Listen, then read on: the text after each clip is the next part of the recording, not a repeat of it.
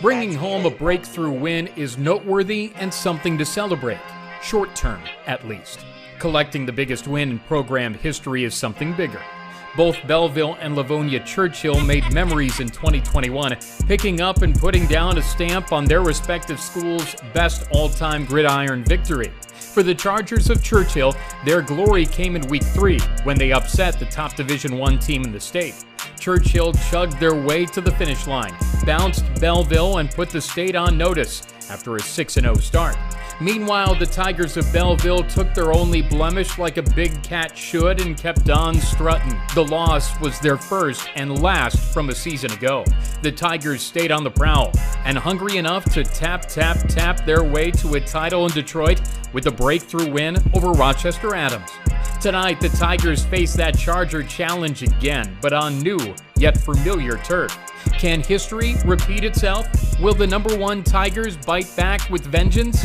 Lots to see here tonight on the Preps coverage of Metro Detroit's finest high school sports, right here, next, and live on Gridiron Game Day.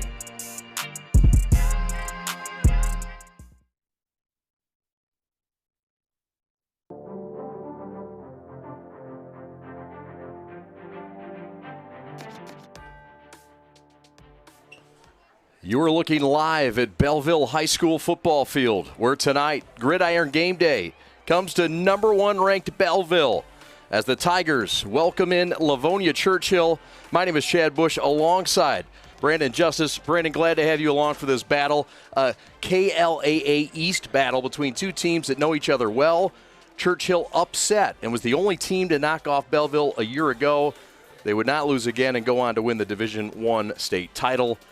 We got a dandy here tonight and perhaps some revenge for the home team Tigers. Yeah, Friday Night Lights has a little bit of vengeance to it tonight. I think that the Tigers are looking to avenge really the only slip-up they had last year, and this would feel like a completed recipe for them from last season. And then to pivot this into another run this year would be pretty pivotal for their success going forward with Coach Crowell, who's considering what he did at Cass Tech, brought here and built at Belleville quite well. So we'll see what happens tonight, but Churchill's not going to go down easy. I know they had a slip-up last week, but I think we're in for quite the treat tonight. Yeah, Churchill was perhaps upset, some might say, by Westland John Glenn. 21-20 last week. Ho-hum Belleville took care of Dearborn 49-22. They have not had trouble putting up points.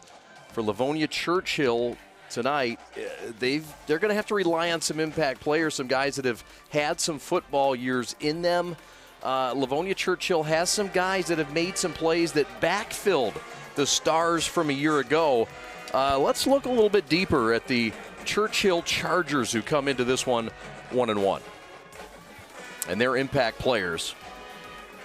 Yeah, when you get a look at the impact players here, Jonathan Lytle Montgomery is a guy who stands out because of his sprint speed. He's out of the backfield, one of those kids who's kind of stayed under the radar, but in the first 2 games has really let people know who he is and who he can be. The explosiveness, the big playability is all there. Over to Malachi Bratton, who's been a terrific linebacker, and you got to look there at Montgomery, and you really just look at the body. Like, he looks like he's going to go play Division I football as a running back or something similar to it. And then when you talk about Bratton, I mean, he's got the size to go be an every down back somewhere, whether that be D1, D2. He'll have a college opportunity to go do that regardless. And he's an every down back who has the size to be an every down back, and I think he can fill the gaps in the run game. And he has the agility to go hash to hash and play some pass coverage as well. Yeah, and look, they're replacing guys from a year ago, including Taj Williams, the quarterback, who was so dynamic for them. A lot of guys need to step up, including Montgomery and others. Okay, let's look at the other side, the home team, the Belleville Tigers, who won a state title a year ago under Jermaine Crowell, their fine head coach in his 8th year. Division I state champs, and a big reason for it was a freshman at the quarterback spot. I mean, you can't talk about Michigan high school football right now without talking about Bryce Underwood. I mean, he's been offered by seemingly the entire country, and he's only a sophomore, just recently turned 15. You look at the body, it's long and lean, a ton to develop, but really it's the two-way ability that he has to both pass the ball and run the ball. I mean, you think about Michigan football right now and J.J. McCarthy and what he can do in two phases of the game. Bryce Underwood can do the same. And then there's Jeremiah Beasley, who's being courted by the likes of Michigan, Michigan State, Cincinnati, Pitt, high recruit, a linebacker who can really be versatile and can fit in any scheme. He can play an outside backer and in a scheme. And in this 4-2-5 that he plays here for Belleville, he's relied upon a ton because they're only playing with two linebackers. So they're pretty much depending on Beasley to play a two linebacker type of impact, and that's exactly what he's done for them for the past 3 seasons and what he's done extremely well so far through 2 games in his senior year. Yeah, well said. And that linebacker Beasley under the tutelage of a new defensive coordinator in Bill Sheridan, a former NFL defensive coordinator and high major college coach at the University of Michigan. So we've got a dandy week 3 Gridiron game day. Brandon Justice, my name's Chad Bush, and Damon Finney will be along in just a minute. We're glad to have you in week 3 in Belleville, the home of the state champion Tigers. We're coming right back with more pregame right after this.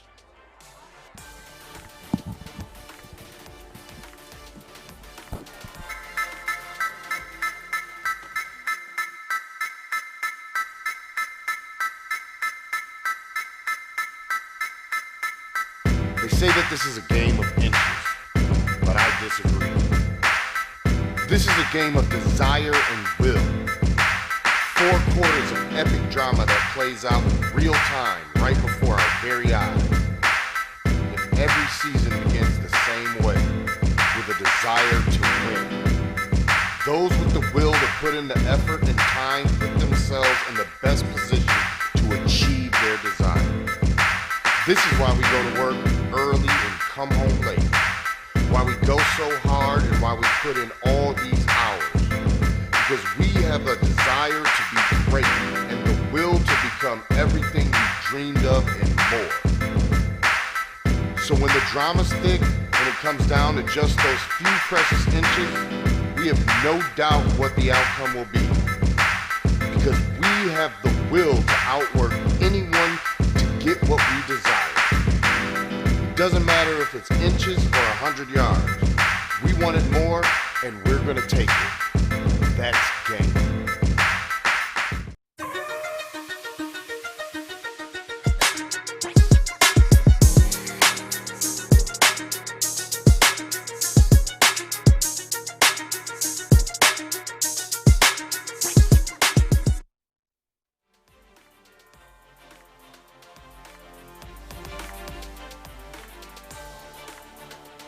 Yes, the Tigers have taken the field in Belleville under the black smoke, led by their head coach, Jermaine Crowell.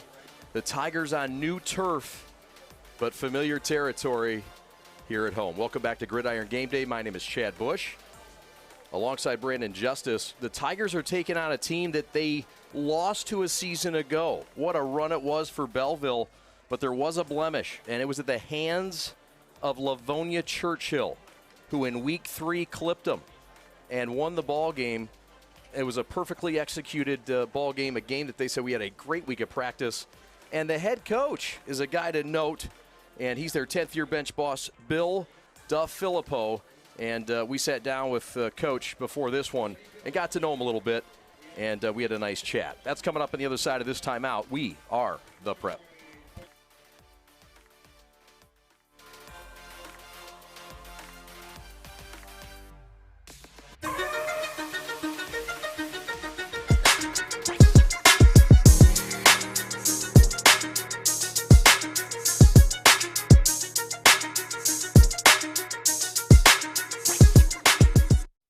Bill Defilippo, Livonia Churchill.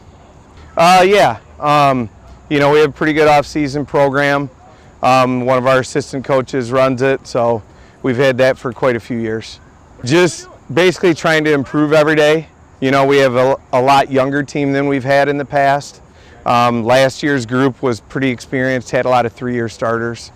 So this year, bringing in about a lot of young guys, it was more about just try to get better every day and kind of work the process. Some of our strengths with the experience of the returning guys that we had, we have 3 of our 5 offensive linemen back. and actually one of them hasn't played yet, so he'll be getting his start this week. So it'll be the first time we've had all 3 guys. And then we had 4 back on defense, so a couple guys on the D-line. Malachi Bratton's a 3rd-year starter for us at linebacker, and Dylan Wilzinski's a 3-year player for us as well. And then Jaden Allen's a returning 2-way starter at corner and wide receiver. Downtime, if you find downtime. During the season, there isn't a whole lot. Probably the main downtime would be Saturday after the game, just kind of lounging in the chair and watching some college football. But, you know, we're usually up and game planning early on Sundays. So Sundays and Mondays are late nights for me, well past midnight. So other than Saturday, watching a little bit of college football, not a whole lot of downtime during the season. You know, I think with all the years I've been here now, I think this is my 15th year, but my 10th as the head coach. You know, I've been fortunate to have great guys on staff, a lot of them that have been here that whole time, for continuity. And then I think after a few years when we had some success and started to build some traditions, you know, the older guys working with the younger guys, just kind of showing them the ropes and, you know, the standards and expectations that we have. Well, you know, it's, what, year 5, I think, since they've come into the league. You know, they're big, they're physical, they're talented, they're fast, they're athletic, and they're that way every year. You know, it was a great win for our program last year. And I thought a couple of the other years we were able to play them pretty good for about a half, and then you could just see us wear down. So it's, you know, it's our biggest challenge. It's the most talented team that we're going to play, you know, in the regular season. So, you know, we just got to get prepared. And then when kickoff comes, our kids just got to get after it and see what happens. Jermaine Crowell, Belleville High School. I thought it was pretty productive. We hit the weight room pretty hard. You know, first time in the 7 years I've been here, or the hardest we've done it since I've been here. Same goal. Our goals don't change. First, we want to try to win all our home games. We want to try to win our division. We want to try to win our district, win our regional, and eventually win the state championship. Getting better and better every week. Right now, I think it's the offense and defensive lines. We've got an abundance of linemen, but I would hope that it would become our just overall mentality, like the way we go about doing our business, you know, like believing in the fact that if we're going to outwork you, and that's what's going to be, we're going to hang our hats on. I don't. I work. I'm a worker. I'm trying to, you know, my downtime is worried about what colleges my kids going to go visit. So, community, it's the people. Like, once you get to know them, and it's a small community, and they've embraced the football program like 110%. Like, they're our biggest supporters. I think last year people got a chance to get a little taste of it. When you get the whole town screaming tap, tap, tap, that's pretty powerful. I was talking with one of the coaches from Michigan State today, and they were telling me they're our nemesis. Like, they always play us close. Amazing staff. You know, coach is about to retire this year, and each game that we've played against them has been, you know, it's been a back and forth game. We've never just come out and just dominated them, and I would like to come out there and put our best foot forth to put on a good representation of the rivalry, if you want to call it that. I don't know. I came from a different place, so I came from Cass, and each time that we won it there, I put up a different number. So if it was 1, I put up 2. If it was 2, I put up 3. So when we won this one, I'm thinking about number 2 already. Like, I just want to compete to be the best, and wherever we fall. But I think in order to be the best, you got to do certain things. You got to build throughout the year. Your staff has to come together. The building has to support you. It's a lot of other things that go into winning a championship that doesn't happen out on the football field. So all of those things have to fall in place. You know, you got to have some pretty good players, some pretty good coaches, and ball's got to bounce your way. So I enjoy all of it, you know. So, you know, I didn't celebrate. Logan Bordage to kick off, and we are underway in Belleville. As the kickoff reaches the 30-yard line, it's taken by the up man. That's Raphael Golden, the Lumen Christi transfer, and he's got a healthy gain across the 30 to the 31. There is a flag down. Welcome back to Gridiron Game Day. My name is Chad Bush alongside Brandon Justice. A penalty right off the bat. What can we look forward to in this game? Give me a key for each club, Mr. Justice. Let's start with Churchill first. All right, when you're talking about Churchill, the number one thing is ball control. I think you need to keep Bryce Underwood off the field. I think Belleville's team entirely relies on the success of Bryce Underwood, and the only way to limit his success is by keeping him off the field. And as far as Belleville, we'll switch over to the Tigers here. Theirs is pretty simple. It's ball security without limiting explosiveness. And what I mean by that is you need to let this offense run wild. You need to let Bryce Underwood breach his ceiling without sacrificing any turnovers on the way there that might hurt the team in the long run and prolonged drives for whomever it may be. So ball security and ball control. A nice little battle there between those two teams. Those are keys to look for. He's Brandon Justice. We have a kickoff. We have a penalty. It looks like a personal foul. So this will set Belleville back. The Tigers are coming off a season in which they won the school's first state title a season ago. This is a school that opened in the 1850s, and the first title brought back to Tigertown was a season ago under Jermaine Crowell, and we are set. This is Bryce Underwood, our impact players. We mentioned 6'2", 200, National Freshman of the Year a season ago. 2 to the left, 1 to the right. Bryce looking deep right out of the gate, got a man, overshot him. He was looking for the speedster, Adrian Walker, who Crowell's been looking to unleash.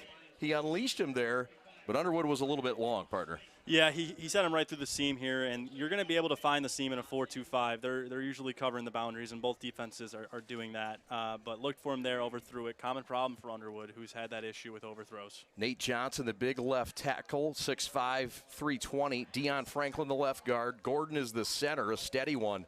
Mo Johnson is the right guard, and Trezell Jenkins, the son of the former first-round draft pick and former Michigan Wolverine, Trezell Jenkins is the right tackle. The give is to the right side, and this is a guy that you'll see carrying the ball tonight, Jeremiah Beasley. He's also that outside linebacker. He's got a healthy gain on first down. Yeah, it just goes to show the type of speed Beasley has, and in the modern-day land of football, playing the linebacker position, it calls for a ton of speed. And Beasley certainly has it. Colby Reed and Rashad Jones, the running back and tight end respectively. There's a bubble screen left side caught. This is Dennis Crawford, who has a big hole. He might go 50-40. They'll never get Dennis Crawford. He's into the end zone. Touchdown, Tigers.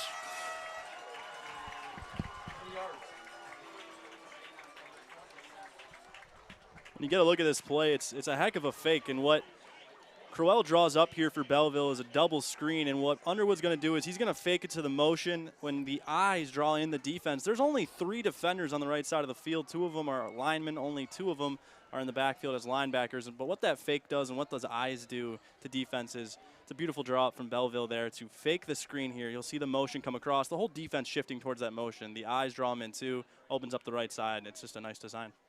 73-yard touchdown, pitch and catch for Underwood, to a guy that Jermaine Crowell hinted we would be seeing a lot more from. Dennis Crawford, the 5'7", 150-pound senior. Belleville's going to go for 2. Underwood in the gun with 2 to the right, motion right to left. And little RPO, and Underwood's going to slip underneath and score it. 8-0 Belleville. We're not even a minute into it. The Tigers have already taken a bite out of that team that nipped them last year. Yeah, nice little inverted veer here for a 2-pointer. Just a simple motion read option where, you know, it's 1 or 2 things for Bryce Underwood. He's either going to keep it or he's going to hand it off, and he's reading one defender when he's doing it, and it's typically a guy on the edge. So with the motion coming across the right side, he's looking at that right end, and he's going to keep it. If he stays, he's going to hand it off if he goes. And he kept it. He scored, and there's 2 for Belleville, who we mentioned before the show, has a pretty nice kicker, but they are definitely trying to make their presence known against the only team who put them down last season. You saw the move, too, by Underwood. I mean, just a skilled guy. Can throw it, can make moves like that. We want to thank BB Boutique, located on 532 Main Street in downtown Belleville. They carry beautiful women's fashion, apparel, and accessories that include jewelry, sunglasses, and flip-flops. They got Bill Murray menswear coming soon. Chase Kaufman's excited about that. Locally owned and operated. Check them out, downtown BB Boutique. And our good friends there. 8-0 Tigers as the kickoff sails down to the 3, perfectly placed by the kicker. And this is a good one, the sophomore, Braden Lane. 6'1", 165, and he pins the Chargers in the corner. Really a tough spot there for John Pelosi, the wide receiver, to do anything. Why would you use your kicker on the extra point when you can just save his leg for a pinpoint kickoff? I mean, that's just how you draw it up. You don't see it happen too often at the higher ranks, but if you're used to watching Michigan high school football, touchbacks are usually the only option if they can get it that far, right? But he has the ability to get it that far and also has the ability to aim it a little bit and pins Churchill deep. And momentum is certainly in Belleville's direction here and continues to be after that. You take a look at the junior starting quarterback, Evan Sneed. And Sneed last week, and his team fell to John Glenn, 21-20, in a game most folks thought would have been an upset. And that's no disrespect to Glenn, but it surprised a lot of folks, especially after Churchill got out of the gates with a win in week 1 over Plymouth. And they're looking to bounce back tonight in a big way, but they're already down 8-0. Let's look at the front line. It's Damani Robinson, the fine left tackle. Michael Malik, the left guard. Caleb Labar leads that front line. Justin Lynch on that right side. He's a mauler. Corey Gilbert, the right tackle. And this is the offense under the head coach and offensive coordinator, Bill Defilippo. To spread, there's a flag down. As we look at the running backs, Montgomery, maybe their best player is the running back. He was a guy last year that was forced into action and did quite well. The fullback is Stockton, and Malachi Bratton, the seasoned tight end. And Churchill is going behind the sticks again. This is not what you want to do against the Tigers, a team that's already got you down 8-0. Yeah, and you saw in that first play, Montgomery, as soon as he got the ball, was smothered by 2 Belleville D linemen. And Belleville running that 4-2-5, man, that's a menacing front when you're this close to your own end zone because it's such an aggressive defense. And your thought process is, hey, can we blow this up? This is not the spot you're going to blow it up successfully. It's a huge risk. Alan Wilczynski, the wide receivers, along with Obi and Pelosi, looking right, rolling right, and that's off the fingertips. Was a fine pass on the run, but it's a dropsy by Charles Obe, the 6-foot senior, and it's 3rd and long for the Chargers in the shadows of their own end zone. Look, it didn't work, but the design is nice. What Churchill's trying to do is get away from the pressure. The pressure from Belleville is going to come in the pocket, so they're trying to expand that pocket, and they're probably going to draw up a lot of rollouts here for Sneed today in order to give him the space to make these throws. And he made the right throw. It's got to come down there. You got to have that one, number 9. Yep. So 3rd and 13, the Chargers from their own 5. In the shotgun, Sneed rolling right. Give up to Montgomery, has some room, a stiff arm, a big gain up the middle, and this is what Montgomery brings to the table. Jonathan Montgomery, the 5'11 senior with some electricity on 3rd and long. We're seeing a design war, a design off here between Coach Crowell and Defilippo because what we see here is a halfback draw. It's simple, but the way it's executed is unique, and because of that, it throws Belleville's defense off. Everybody's running towards the roll right there, which is what they saw the play before. They fall for it again, and they hand off to Montgomery, and he just uses that sprint speed to get through the hole and find a gash and get enough to get that first down on 3rd and forever. Fine hole driven open by Malik, Labar, and Lynch up that middle, too. Little play action now. Curl route caught right at the first down marker, bumped to the ground quickly and knocked down. That's Joshua Beasley, the safety that made the stop.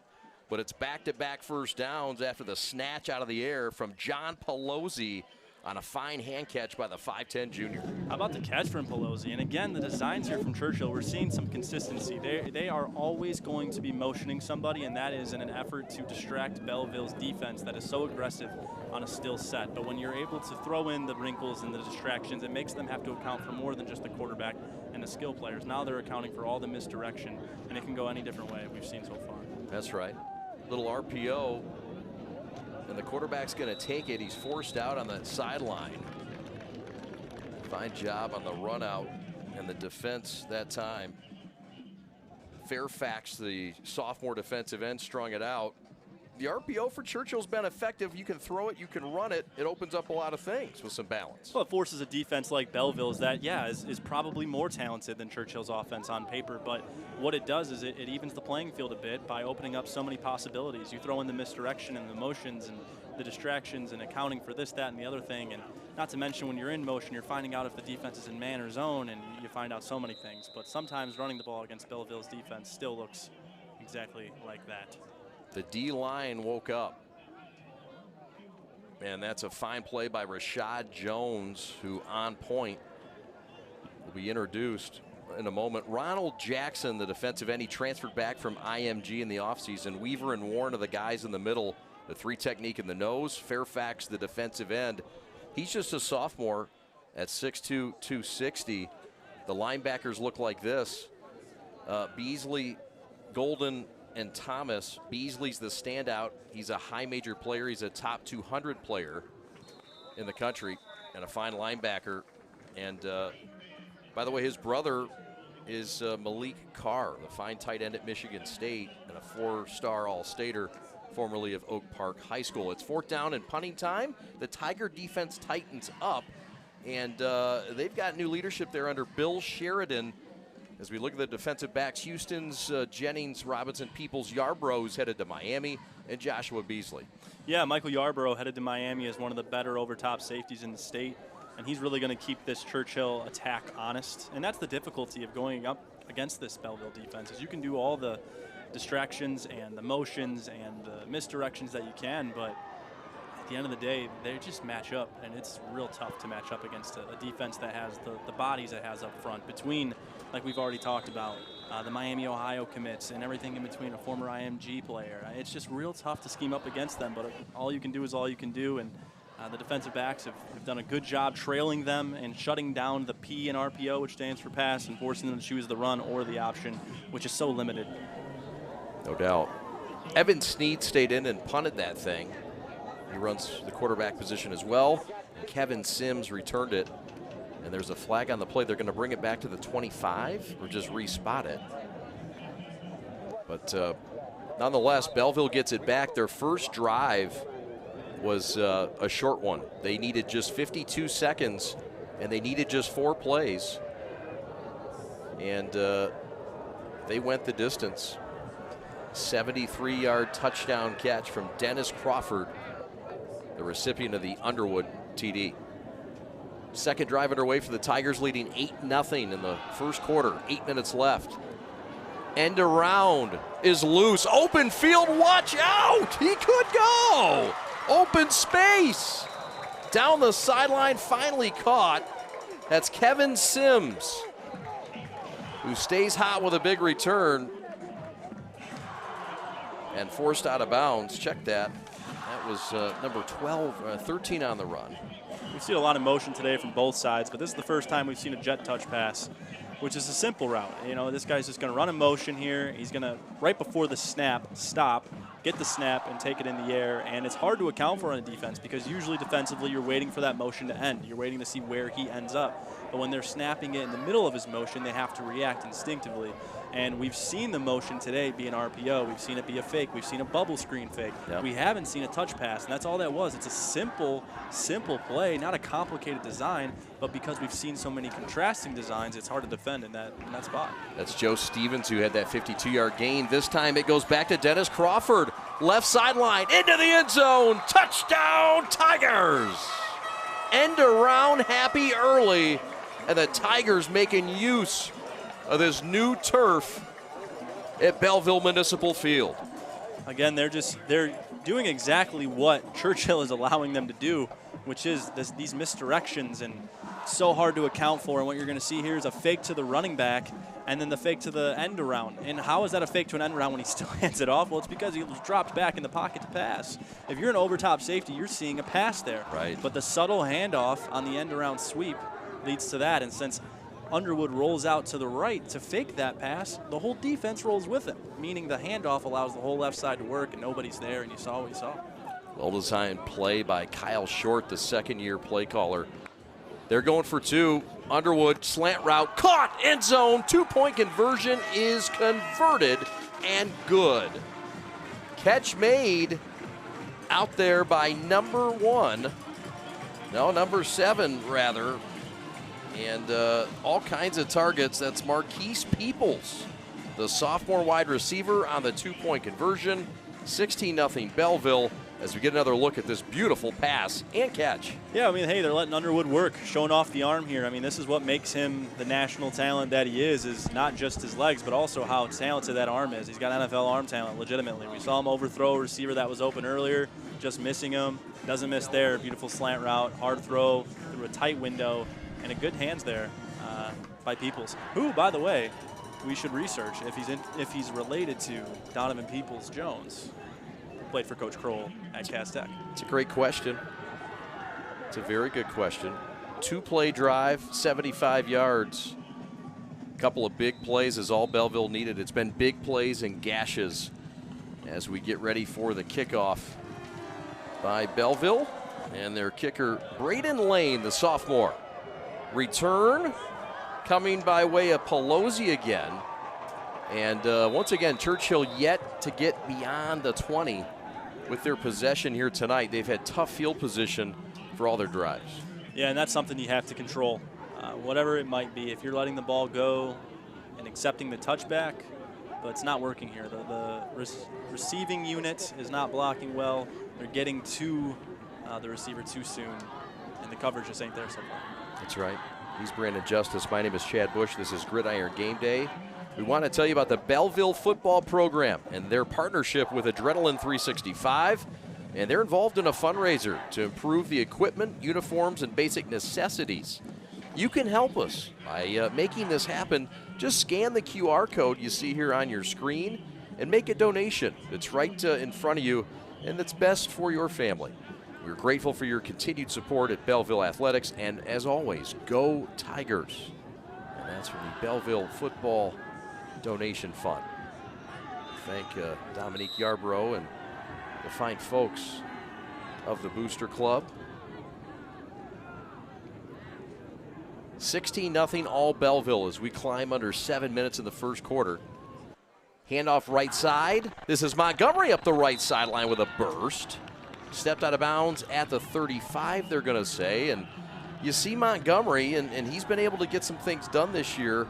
He was a big part of their 32-14 win in the opening week against Plymouth in the Big House. Yeah, 20 carries, 210 yards against Plymouth in the Big House. Doesn't get much better than that. Montgomery is a guy who just sees space and takes it. He has that speed. We saw it there. I mean, I know the burst didn't equate to a touchdown, but you saw the burst. The eye test is there for Montgomery. If he's behind a good offensive line in college, he might be a late bloomer who you see on your screen sometime down the road. Yeah, and 5'11", 180. Not the biggest, but big enough and powerful. Left side finds another hole and finds a first down.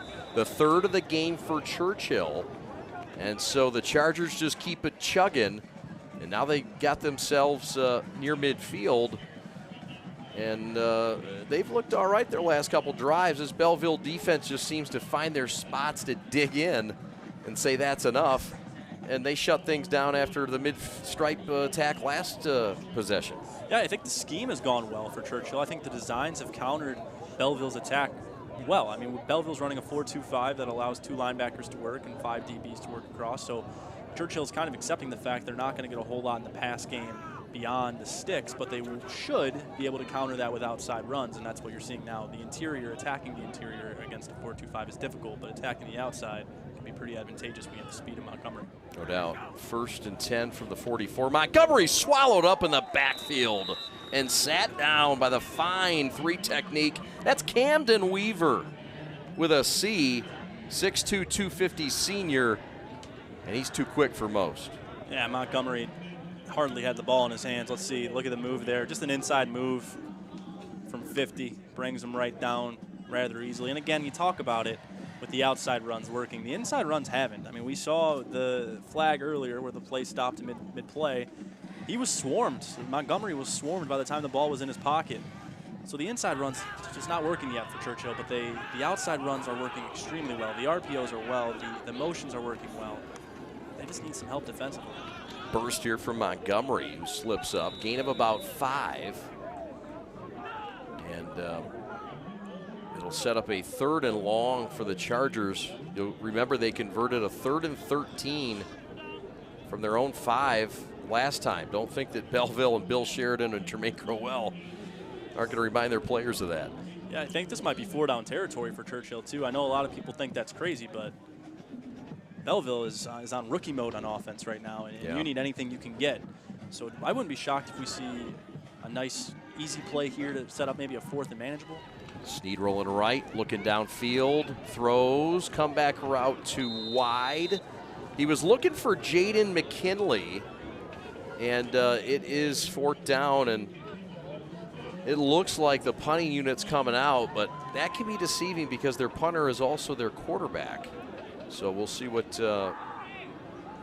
Bill Defilippo and the Chargers do here, but a fine hold by the Belleville defense again after Churchill made a 1st down. Yeah, and again, the only time they can find time for Snead to throw is by rolling him out right, and he shows the ability to throw on the run really well. He just hasn't had that big play ability from his receivers yet to go up there and get that. That's a good ball. It's a good route in the comeback, too. They were going for the 1st down. They weren't going for the 4th and manageable. But you made a great point. The quarterback at the punting position, I mean, we haven't seen that since Tate Forcier. I don't know if you remember those days. Tate Forcier, my goodness, what a reset. He used to take a snap out of the shotgun and kick it downfield. You don't see a quarterback lining up. It's a little unfair. Yeah, we're not far from Ann Arbor. That's a fair reference. And there are some Belleville Tigers considering the University of Michigan. Their outstanding linebacker Jeremiah Beasley, who has over 20 Division I offers, is considering Michigan, Michigan State, Tennessee, Pittsburgh, Cincinnati. And he's going to make a decision in the springtime. His father, Will McMichael, the offensive line coach, and the former DePorres Eagle star under Ron Tiny Thompson, the O-line coach. And we've got a timeout on the field. While we've got a timeout on the field, we'll keep it right here and tell you all about Red Rooster.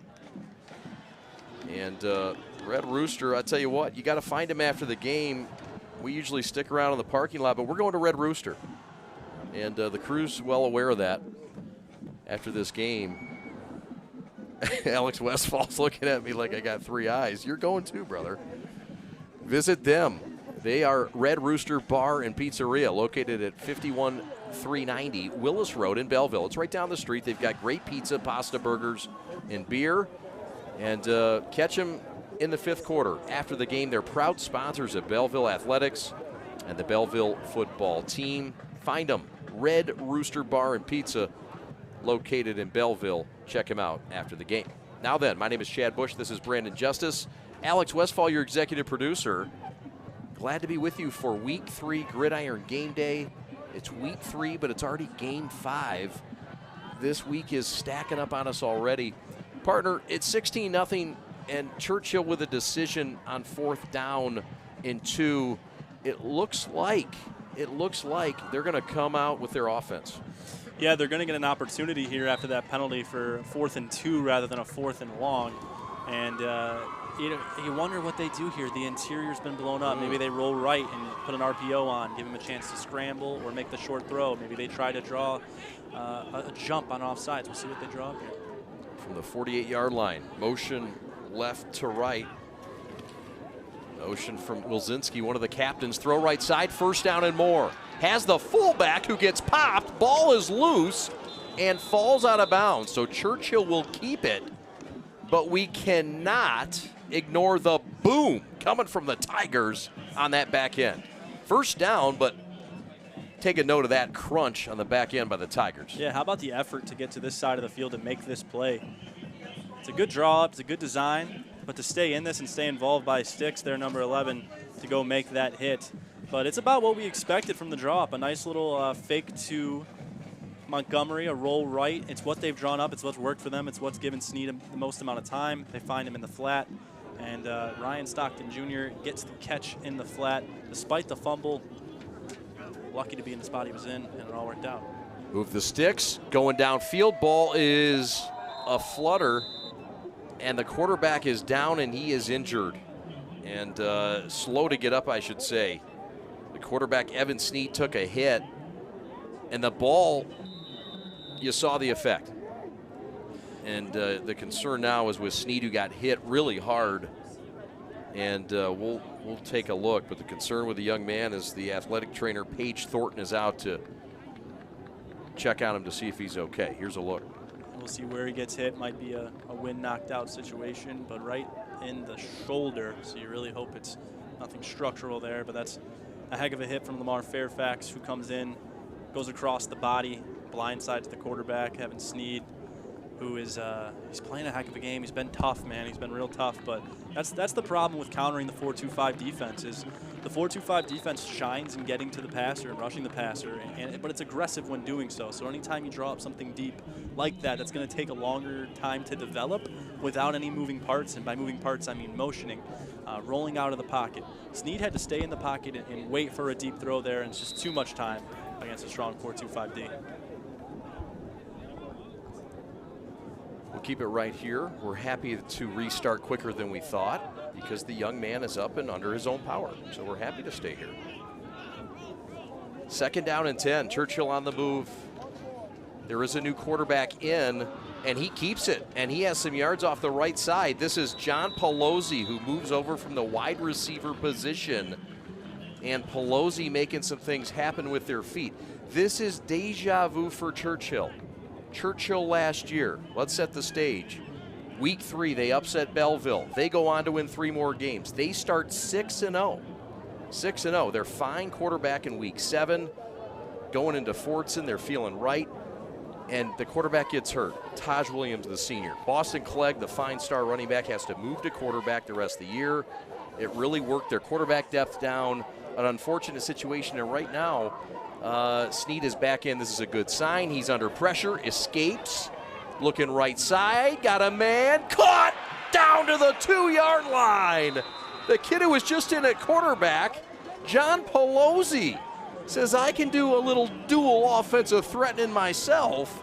And how about Churchill taking a swing and a claw at the Tigers? Yeah, I mean, this is toughness, man. You see this kid come back in. I think the defense just immediately identifies run, run, run. They're not going to pass with this kid after that. But they draw up another deep pass, and he evades pressure, finds a way to make an unbelievable throw. And I tell you what, the kids are watching Josh Allen these days. John Pelosi, the toughness to go from quarterback to wide receiver and make that kind of catch. But Evan Snead, heck of a throw. Definitely stated his claim there that he belongs in the field against Bryce Underwood with a play like that, and the toughness to come back out after just getting the wind knocked out of him the play before. You're not lying. So this is the straight eye, and there's chaos. Handoff up the middle. The chaos leads to a touchdown. Into the end zone, number 8, that's Messiah Emerson. The junior has cut this thing in half for the moment. It's just bully ball right there. I mean, they're playing goal line football. Looks like a Maryland eye. I don't know if they had a bonus blocker in there or what it was. So, yeah, they went 4 to the Maryland eye. So 2 linemen are going to be in between the quarterback and the running back. That means you're going to have 7 linemen on the field because the linemen entering are entering as a fullback and a tight end. So you're able to manipulate the system a little bit. And you put 7 blockers out there, which is 2 more, and you're allowed. That's just 5. Yeah. And then you score a touchdown because you got 7 blockers, and that's a lot more than they do. Yeah, they put the big fella in the backfield, 5'7", 270 senior Scott McCauley. He ran into the quarterback. It was a botch play, and it worked. So they're going for 2 now, are the Chargers, trying to cut it in half for real. Looking right, Snead going to step up, going to try to do it himself. Can he get there? Yes!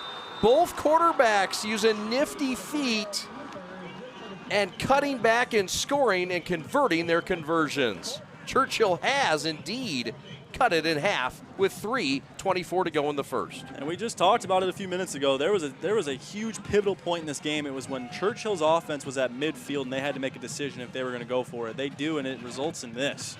Heck of a play. I mean, the pocket presence of Snead to see that middle open up, step up, and then have the patience to let these hits come to him.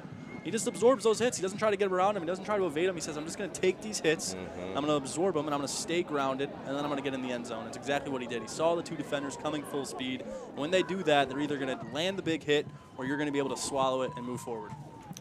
The drive was 3 minutes, 42 seconds, 10 plays, 81 yards. And into the end zone, it's Messiah Amerson. And the two-point conversion good by Evan Sneed, 16-8, 324. Chad Bush alongside Brandon Justice. Glad to be with you from Belleville's Municipal Field. The #1 Tigers against their KLAA rival, who was the only team to beat them a season ago, watches their lead cut in half after it's been all Belleville, let's be honest, through really the first 3 quarters of this first quarter. I mean, you rewind to 10 minutes ago in real life, maybe even less. Yeah. This was a 16-0 game. Evan Sneed, the quarterback for Churchill, was hurt. Things were looking more bleak than they already were. He comes back in a play later. 2 plays later, they have a touchdown. A play after that, they have the 2-point conversion, and we have an 8-point game that with 3 minutes left in the first quarter is suddenly in reach. I mean, this game was on pace to be at 23-0 before the first quarter ended, and all of a sudden now we're at 16-8, and Churchill needs to stop now more than perhaps they ever will before this game and after this game this season. No doubt. There's a flag on the return. By the way, the return was by way of Kenyon Taylor. Let's look at the fine wide receiver group. It's Dennis Crawford, who's already had a big play in this game and a touchdown, 73 yards. Joe Stevens, who also had a big play. It's a very deep wide receiver crew. Kevin Sims, who had the touchdown. Julian Johnson, who I'm sure we'll get to eventually, and Jalen Johnson at the wide receiver spots. The defensive line for Churchill, it's Jack Jones and Messiah Amerson, who had that touchdown. He also plays defensive end. It's Steiner up front in the 3 technique. Malachi Bratton along with Miles Luke in the middle as the backers, as Underwood throws right side errantly. And then the safeties for Churchill and the corners, Allen and Molesky are the corners. Koziel Wilczynski, one of the captains, along with Tanner Diaz, are the safeties. And that's a defense that's led by Al Smith, who's been with head coach Bill Defilippo all 10 years. And Defilippo has been at Churchill beyond that. He was a 5-year assistant before taking over as the head coach. And again, this was a Churchill team that last year, 6-0, beat Belleville, lost their quarterback in week 7, and finished 8-3. There's a post route that's caught and then dropped. The drop by Adrian Walker, who had a big play earlier, and might have been a little bit behind him, but this is one that Walker needs to catch. Yeah, I think you said it best. It's a little bit behind him, but he has to absolutely catch it because look at the space. There's nobody around him, and what Churchill ran there was a little bit of zone, and they're running the nickel. You just mentioned the 2 corners and the 3 safeties. They're asking one of those safeties to step up and play the nickel or play the dime, depending on the set, because of the attack that Belleville has. The issue is Belleville's running the ball. Belleville's quarterback can run the ball. So the nickel was looking for the run, read the run, got beat over the middle. But you got to make that catch to capitalize on the mistakes. 3rd and long. Underwood looking long, looking down the right side, got a man short. Ball thrown underneath. It's 3 and out for Belleville. And this is not something that Aaron Short and the Tigers offense are used to. And Jermaine Crowell is going to be forced to punt here. How about Churchill? You said that they need to step up, get a stop. They might have heard you. They got a 3 and out. It's exactly what the doctor ordered here. I mean, you leave time on the clock, you get the ball back, and now Churchill's in a little bit of a driver's seat on this drive because they can take their time and be methodical if they're able to do it. And again, what we talked about was keeping the ball out of Bryce Underwood's hands. And I think Belleville just hit the panic button there as they got off schedule. It's really the first time their script hasn't worked. You think about the big plays they've had. The big plays they missed were still great designs, but not on that drive, especially that last play. I mean, Bryce Underwood throwing deep into double coverage. It's a dangerous play. And just like that, Churchill gets the ball back. Hurst is the snapper. Braden Lane, the punter. The sophomore bangs one to the 40. It's dropped dead at the 44. Solid coverage out there before that thing, before the pitching wedge rolled back. Fine defensive play by Christopher Goldman, a backup wide receiver. The Tigers put up 90 points in their first 2 games combined. And in last week's 49-22 win over Dearborn, the offense was dominant. Underwood was doing his thing, and he's had his way most of this first quarter. What changed there for Churchill on that defensive series? I think they lucked out with the drop over the middle. I think the drive's different if it stays on schedule.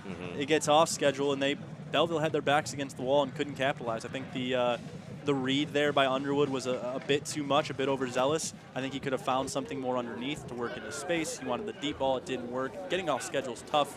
You get off schedule in high school football, and it's real hard to recover. Setting up a screen right side, nothing doing. Unable to get it to him was Evan Sneed. He was looking for the fullback, who had a fine fourth down conversion on that scoring drive.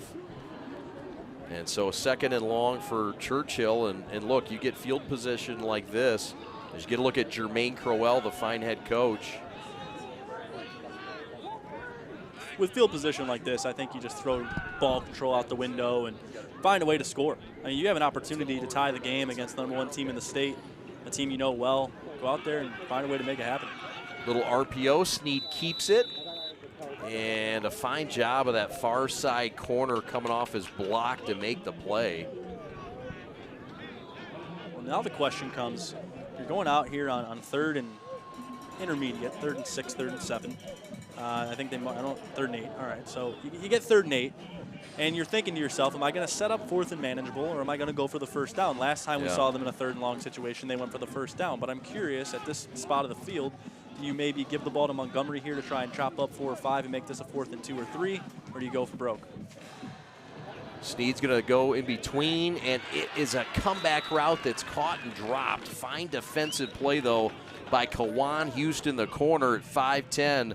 The senior was all over it, but almost another fabulous hands catch for the Chargers to convert. Again, it's a good route. It's a good ball from Sneed. He gets good protection. Everything works, but that catch has to be made, and it hasn't happened for them on the hashes yet. And I just have a hard time wondering what would happen if you went for a more efficient play, something more underneath, where if it breaks off for a first down, great, but if it doesn't, you're at 4th and 3 or 4th and 2. Yeah. And the comeback route is just such a tough one to pull off. Asking your junior quarterback to go out there and throw a ball to the hashes, it's such a tough throw. It's an NFL throw. Yeah. Sneed's going to stay in and punt this thing. Nobody back for Belleville, and it's going to run with the crew down the field and end up absolute perfectly. This thing rolls dead at the 1, and it couldn't have worked out any better. A 42-yard punt for Evan Sneed, and the Chargers are going to back up this Belleville offense that's put up 90 points, over 100 points already in just 9 quarters of play.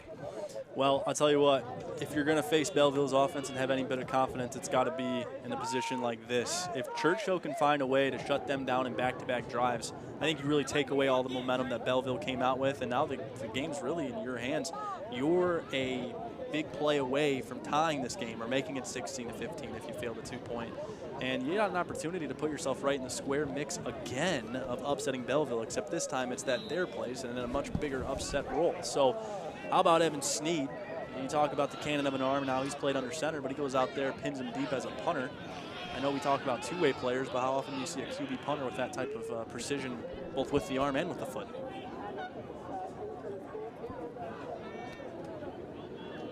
So Underwood backed up to his own 1. Handoff, and it is stopped after a yard gain. The tackle is made by number 44. And that is Miles Luke, the middle linebacker. The give was to Jeremiah Beasley, who's been the main ball carrier. We've already talked about Belleville's defense, and they're 4-2-5, but Churchill runs the same defense. It also runs a 4-2-5, and it's going to be really hard to run on it. But when you're at this part of the field, running is one of your only options unless you want to risk the turnover-prone plays. 2nd down, and it's a short gain up the middle. It's going to set up. No, I'm going to give him the first down. I apologize. Enough for the first down. So they are playing Beasley both ways. A little surprise, perhaps, that we have not seen more of Colby Reed, the running back. But Underwood, look, this is a premier player that's one of the best for Belleville and highly touted. He's going both ways in a big game like this. Tells you how important it is. Yeah, and it shows you, again, I know we've already pointed at it, but Beasley's speed can't be understated in his recruiting profile. I mean, as a linebacker, to have the type of speed to go play running back in a game speaks to how good you are and how athletic you are. Throw right side, looking for Crawford again. Overshot. That's a heck of a ball, though, by Bryce Underwood. If we roll this back one time, I mean, he didn't catch it. But if there's a college wideout out there for Bryce Underwood, I mean, that ball is perfect. It's about all you can ask for. The only guy who can catch this is his guy. We'll see the throw. Just over the back right shoulder. I mean, if that's caught, he's most likely gone. If he's on pace there, that's a perfect ball from Underwood. Just needs a little help from his wideouts here. Second down, just one completion tonight in 6 attempts for Bryce Underwood, rather. There's a flag and a hold. It's coming back. Meanwhile, a truck in a spin job, and this is Jeremiah Beasley. Takes it upon himself. There's a flag down, and wait a minute. This one's coming back, but you can note the effort by number 1 on this tote. Yeah, he's just tough, man, and he's just so resilient. Taking him down is like taking me down when I was a baby and I was eating hot dogs. I was a big hot dog lover when I was a kid. Is that right? How many a day? Well, I was a baseball player, as we know. And before every game, Catcher. it was at least one. And I played a lot of games. So taking down Jeremiah Beasley was like trying to take the hot dog away from me when I was growing up. It just doesn't happen. It takes 4 people could ask me, I'd say no. 4 people try to tackle him, he says no. It's the same thing. Same thing. Jeremiah Beasley and I, a lot in common. I understand. But again, the athleticism of Beasley, in all seriousness, the athleticism of Beasley cannot be understated. This is actually going to go Belleville's way. So they're going to tack on to the run. We thought it was a hold up here. 35-yard run for Beasley. They'll tack on 15. It ends up being a 50-yard play. And here's a look at the truck job on Wilzinski. Throws him down. What power. And that's just pure strength. I mean, he really doesn't get any lower to the ground. He just ran right through him, and that's the weight room right there. Handoff up the middle. Watch out. Andre Thomas, the sophomore, sprints to the end zone. Touchdown, Tigers. Right up the gut. 38-yard touchdown run by Zero. You know, if you're Zero, you got some talent. Andre Thomas. This is the 3rd-string running back, and he's in easily. Churchill is running out of Sharpies to mark for all the skill players to scheme against for Belleville. It's just hard to keep up with who's in and who's getting the ball and what they can do when they get the ball. Defensively, you're like, okay, 19, that's Underwood. So we know if we call out 19 what to expect. Well, 1, that's Beasley. We know what to expect when we call out 1. But 0 hasn't seen the game yet. They didn't know what kind of speed Thomas was going to bring to the table there. We'll see what they do here and if they give it to him again. But that kind of burst through the hole was something to see out of a sophomore. And we probably will continue to see that over the next 3 years, I imagine. Crowell has some bullets in the arsenal. There's a slant route there. It's off the hands of the wide receiver, Dennis Crawford.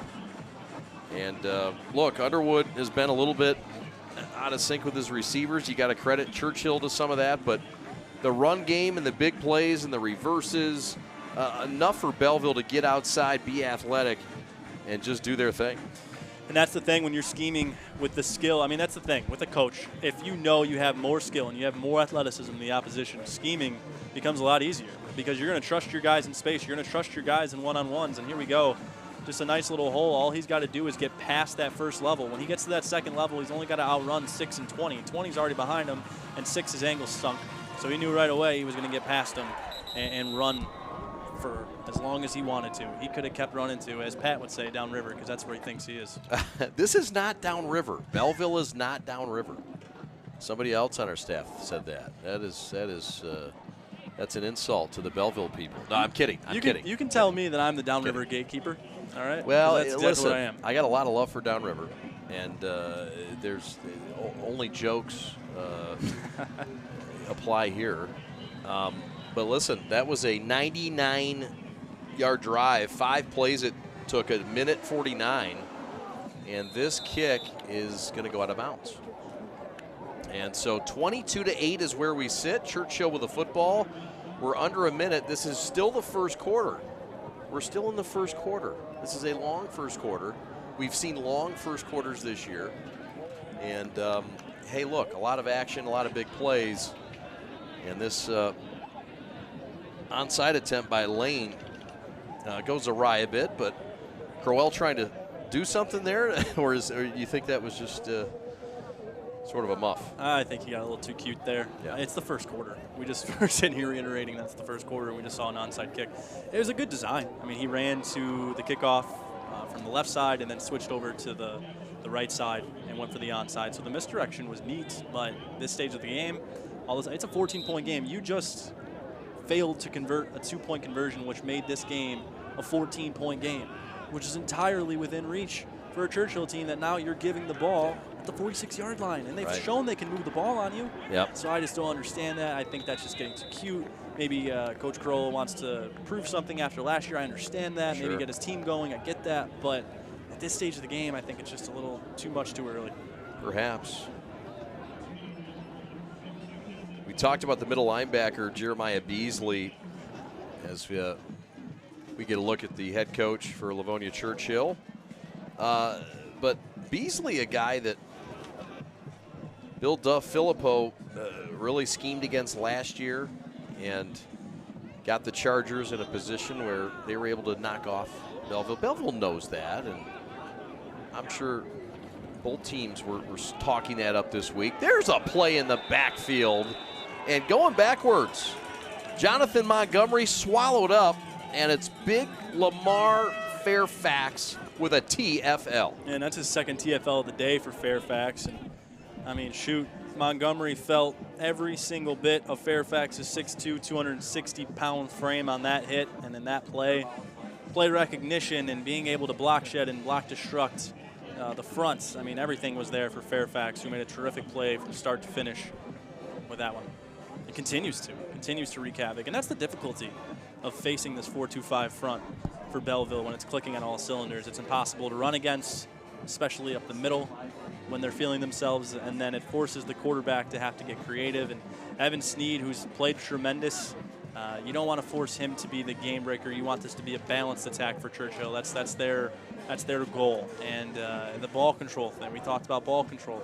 Hard to be able to function with ball control when you're trailing by 14. You're so behind schedule. So things are starting to get tricky here for Churchill, who's at midfield on third down. Does that sound familiar? This is their third time in the first quarter they've faced a 3rd and long at midfield. No, you're right. It's been a continued pattern in this one. Hey, we want to tell you all about a fine real estate agent just around the corner, Deidre. You need to go find Deidre.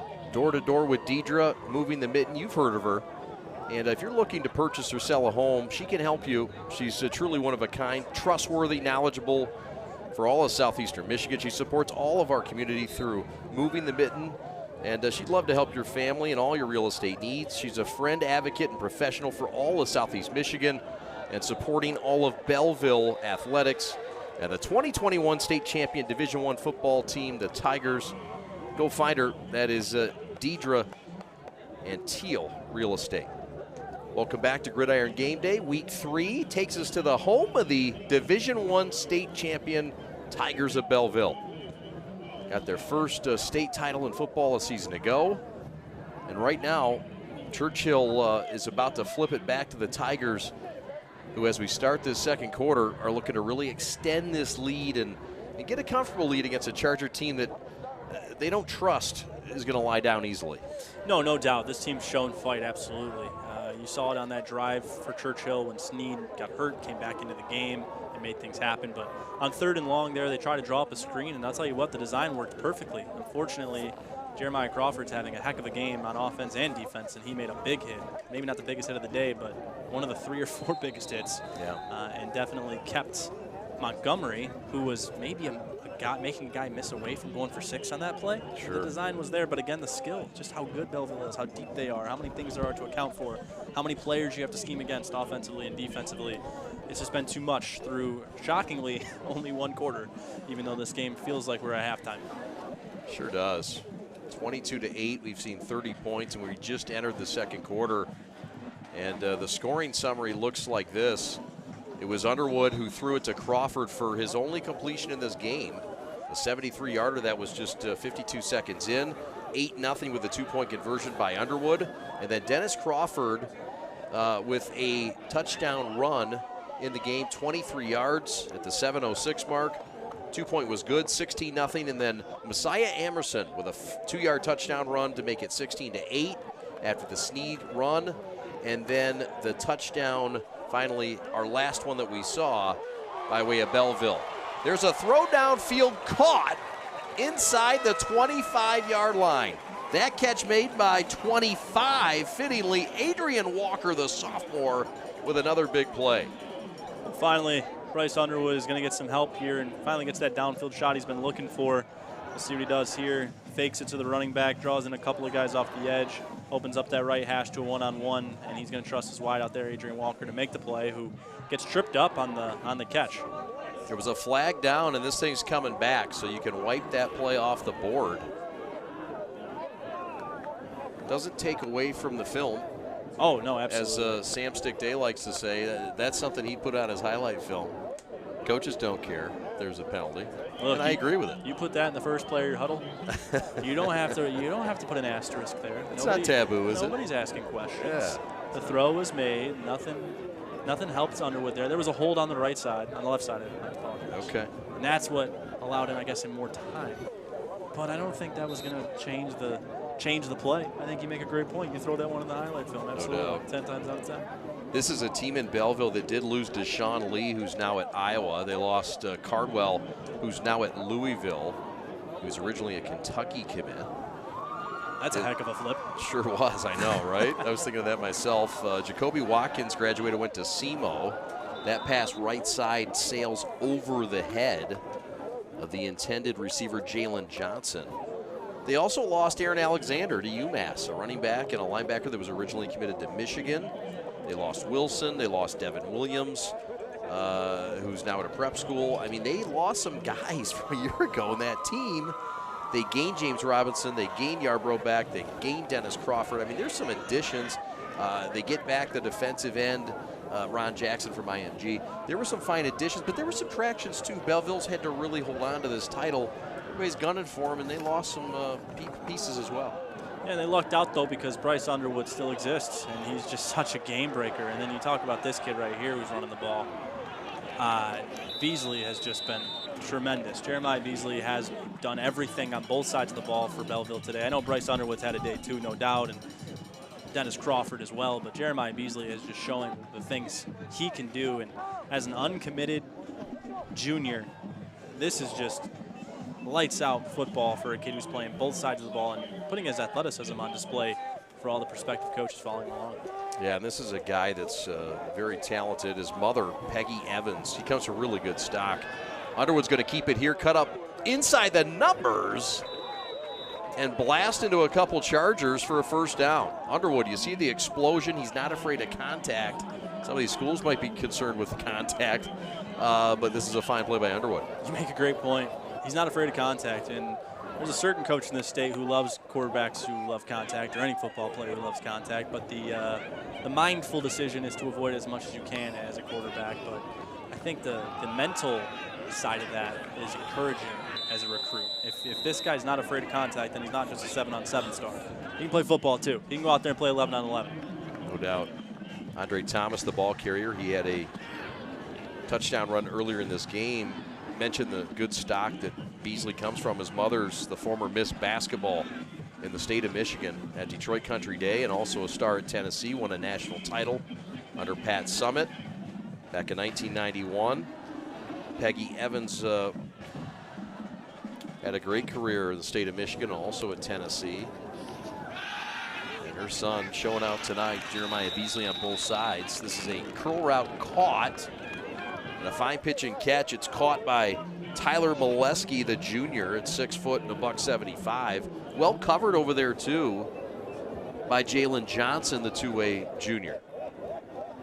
Yeah, I think that Churchill's defense is doing what it can here, keeping everything in front of them. And because they're keeping everything in front of them, a long developing route like that where you can see the turn, you can see the curl before the throw comes, allows him to break early and make that tackle.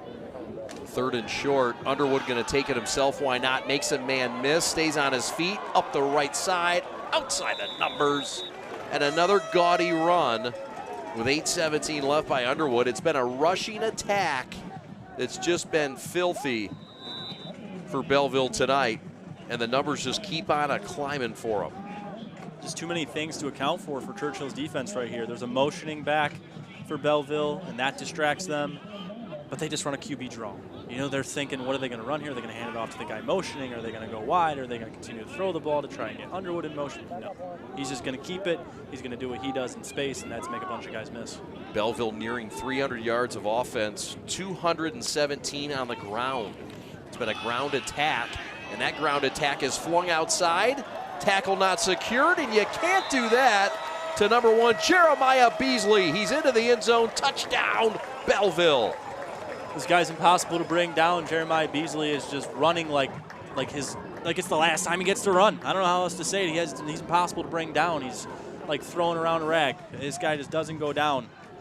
And there it is, nicely. I don't even know if I'd call it a spin move, just evasive, getting away from Corey Gilbert, the interior tackle for Churchill. And the 4.25 matched up well, but the 16-yard touchdown run goes to show that it's really hard right now for Churchill. It's just difficult to account for the multitude of attacks Belleville has. They're doing it with RPOs. They're doing it on sweep motions. They're doing misdirection. They're doing simple stuff such as that, just handoffs. Right. But the RPO, the fake, it's good enough. You go from a QB draw to an RPO, and there's just too many things going on at once for Churchill to scheme against, to keep up with.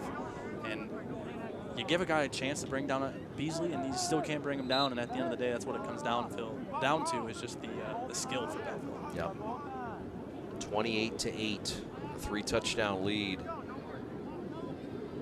The Tigers looking to score their 120th point on the season, and they've done it.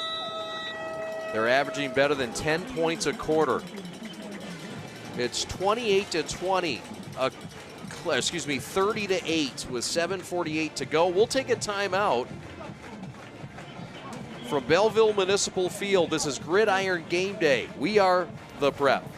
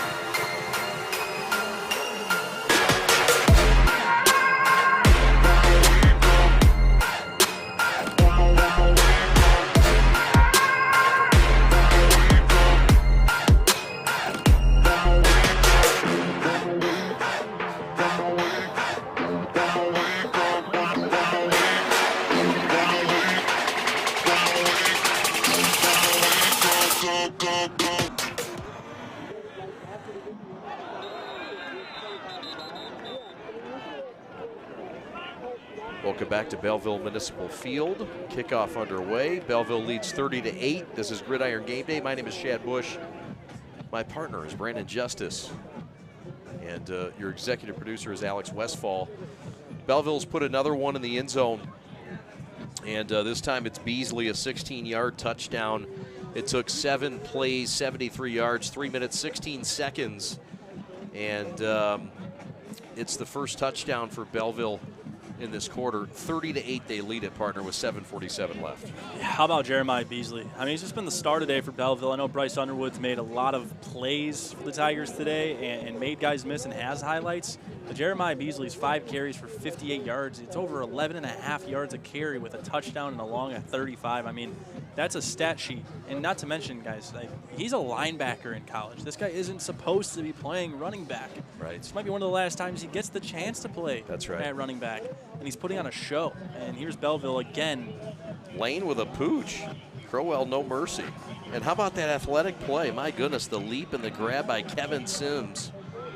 But there's a flag that's illegal, and it's Churchill ball. Again, in plus territory. Handoff left side. It's Montgomery again who gets the call.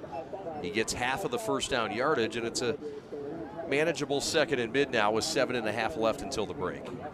And it goes without saying Churchill has to have a score here. You're in a 38-8 ball game. If you're able to get this to 30-16 and cut it in half, it's at the very least it's attainable. But if you're not able to score here and you give up another before the second half comes, I mean, that's pretty insurmountable, especially when you're facing an opponent like Belleville with the firepower that they have. But if you're able to cut it in half here, I mean, you still have life. Yep. It was fair catch interference, by the way. Sneed with an RPO keeps it around left end and gets the necessary 5 yards for the first down at the 7-minute mark at the 30-yard line. Move the chains for the Chargers. And it's been a pretty clean game. No turnovers yet through a quarter and a half. And look, the Chargers now need to score. They're down 3 scores, and it's not a game where you can get down beyond 3 scores against Belleville. It's a game where the keys to victory can now be thrown out the window. Ball control is not an option. You need to score. You need to score fast. And I think the key that we've learned so far is that Churchill has to get rid of the ball fast. They have to have fast developing plays. Any time in the pocket is immediately erased by the 4-2-5 attack from Belleville. So you need some quick scores and some quick releases from Sneed. He's shown an ability to run the ball. You can use that as well. But they really shut down the run game in the interior, as you can see here again. I think that's the 6th straight run play up the middle to get swallowed up. So Belleville's really shut that down and forced Churchill's hand into, hey, can you pass and can Sneed be your guy on the legs? Because we're not going to let you do anything on the ground otherwise. Tackle on the play by number 42. That's Desmond Harrison. No, you're right. And attacking the middle, going right at the Tigers in the gut of that defense can be a risky proposition. Look, last week, Churchill felt good about their offense. They punted once, but unable to cash in. 3 of 5 in the red zone. They need to, confidence-wise, get in this here and score in the red zone. They got a chance here on 2nd and long.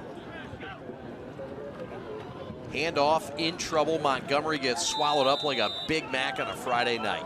Toss to that new turf, and down he goes. And that's big number 51, and you're going to hear his name quite a bit. That's Andre McDade, one of the reserve D tackles, understanding the assignment. Yeah, the inside moves for Belleville have worked well, and they're scheming their defensive line well because they're finding themselves with a lot of stunt moves where they're going unblocked in the middle, and that's what's worked so well for them against the interior runs. And the issue right now for Churchill is it's 2nd and long in a 30-8 ball game, and you don't run the ball in 2nd and long unless you're up, I think, in my opinion. So unless you're trying to change that in 3rd and manageable and change that to 4th and manageable, it doesn't make a lot of sense, especially when you haven't had success doing it. There's a comeback route that's thrown errantly and wide. Intended receiver is Jaden McKinley.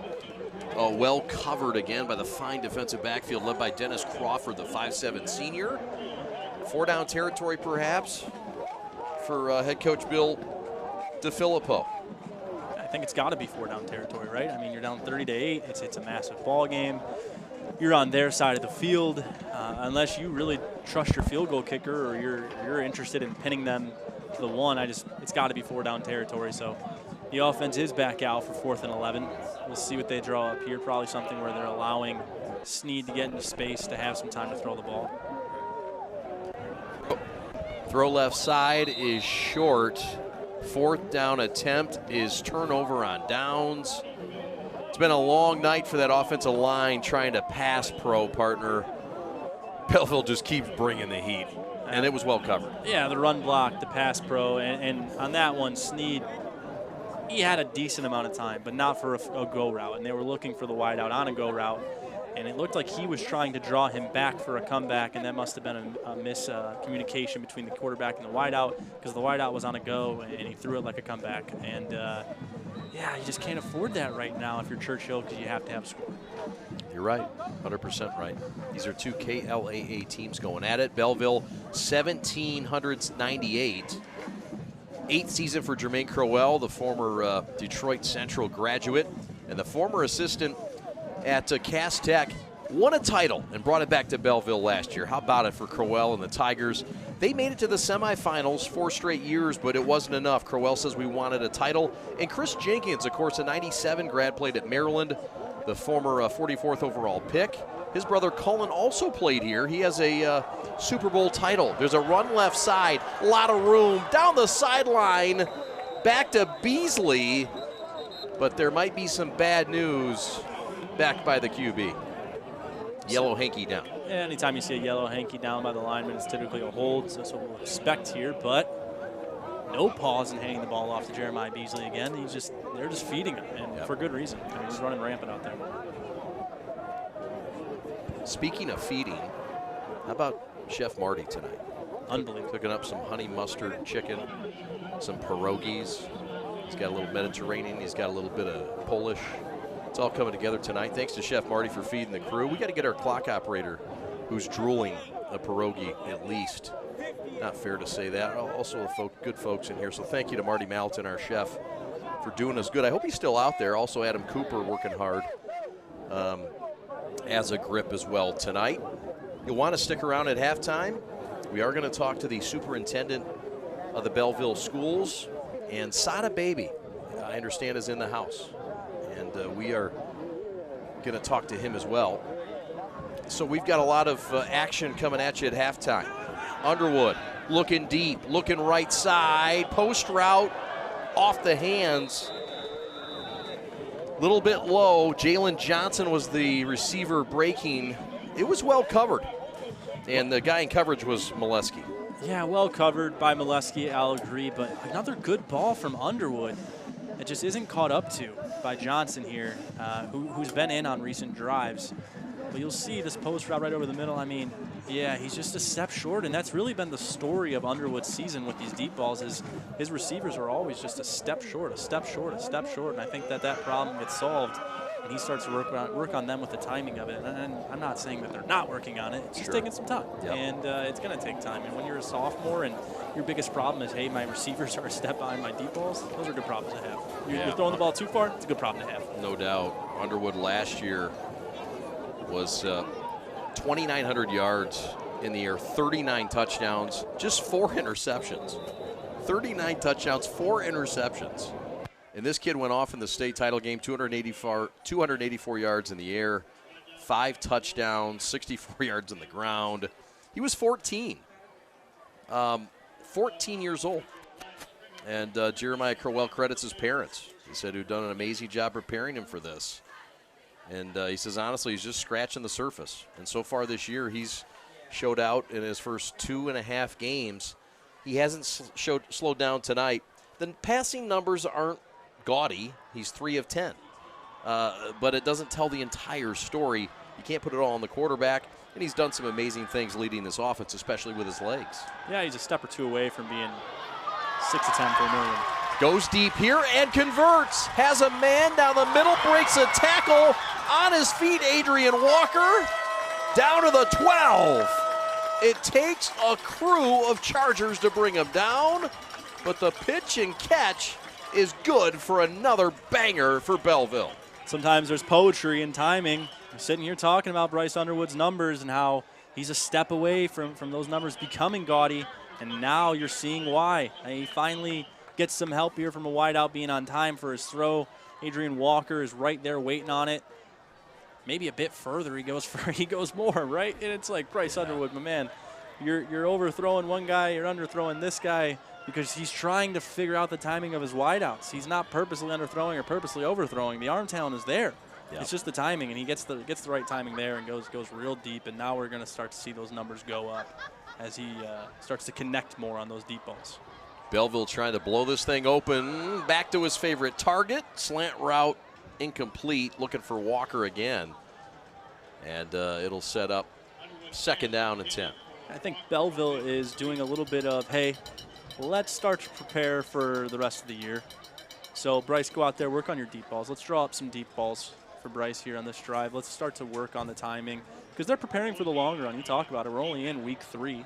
They have Memorial coming up, Fortson, who's a great team, Glenn, who just beat Franklin, and then they have Stevenson, who's always fielding a good team, and again, ending it out with Franklin. So we'll get to the end of the year, you get to playoffs, and you're going to play teams better than the teams you're playing in the KLAA East. There's no secret there. It's a good division, but it's not a great division.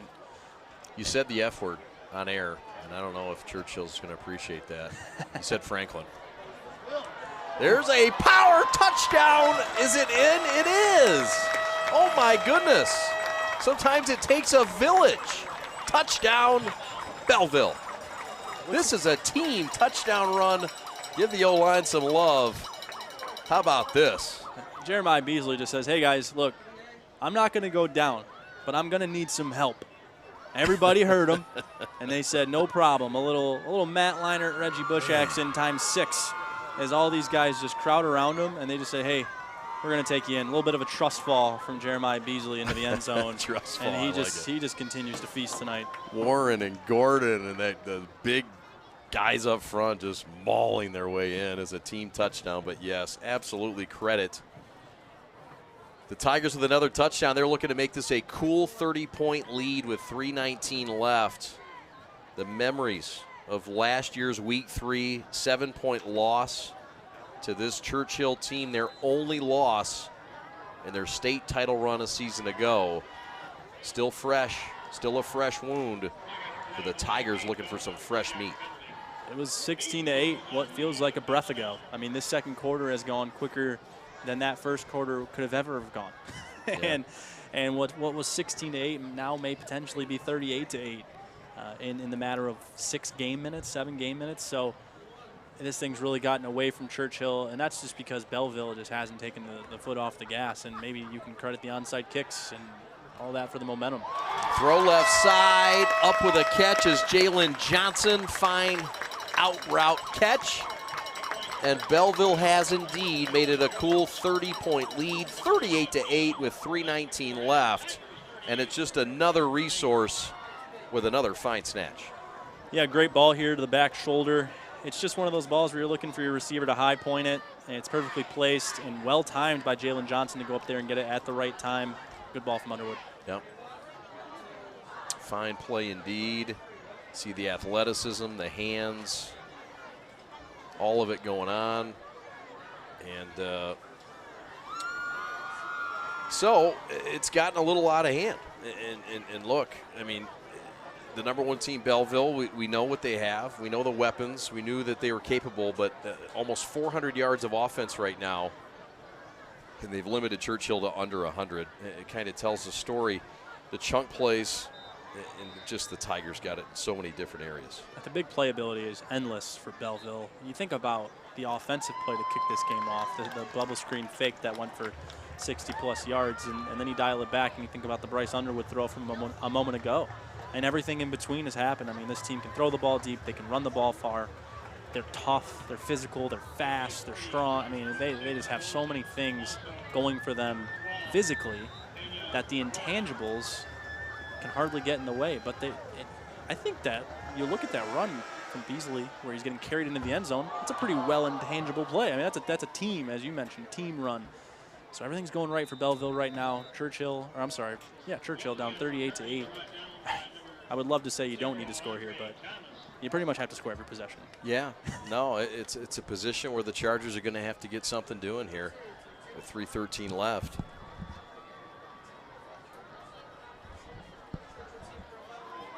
Just get a look inside that offensive huddle. The Chargers looking to strum something up. The Churchill Chargers. This is a program that is Division II. Out of the KLAA East. Bill Defilippo, Union Lake native and guy that played his ball at Whitmore Lake High School. 8-3 a year ago. Again, they had a 6-0 start. Their quarterback goes down. Their season changed a bit. But Bill's been a good leader. He's in his 10th year there as the head coach. He's done a really fine job. This is a program that didn't win much before he got there. They did win the year before he got there 10 wins, a program best. But last year's 8 wins is tied for 3rd best in program history. And Bill's had winning teams in all of his years there except the first year he joined. Hasn't always been easy to win at Churchill. He's found a way to do it. Got to give him some credit. Absolutely, and that division's only gotten more difficult as Belleville's gotten better. I mean, before Coach Crowell came over here, Belleville, a decent program, but not the world beater that it's become. Not what we see now, the mecca that is this stadium, and what this crowd brings. All right, we'll take a timeout. There's a player down and injured. We hope he's okay. We'll be back in a moment. This is Gridiron Game Day. We are the Prep.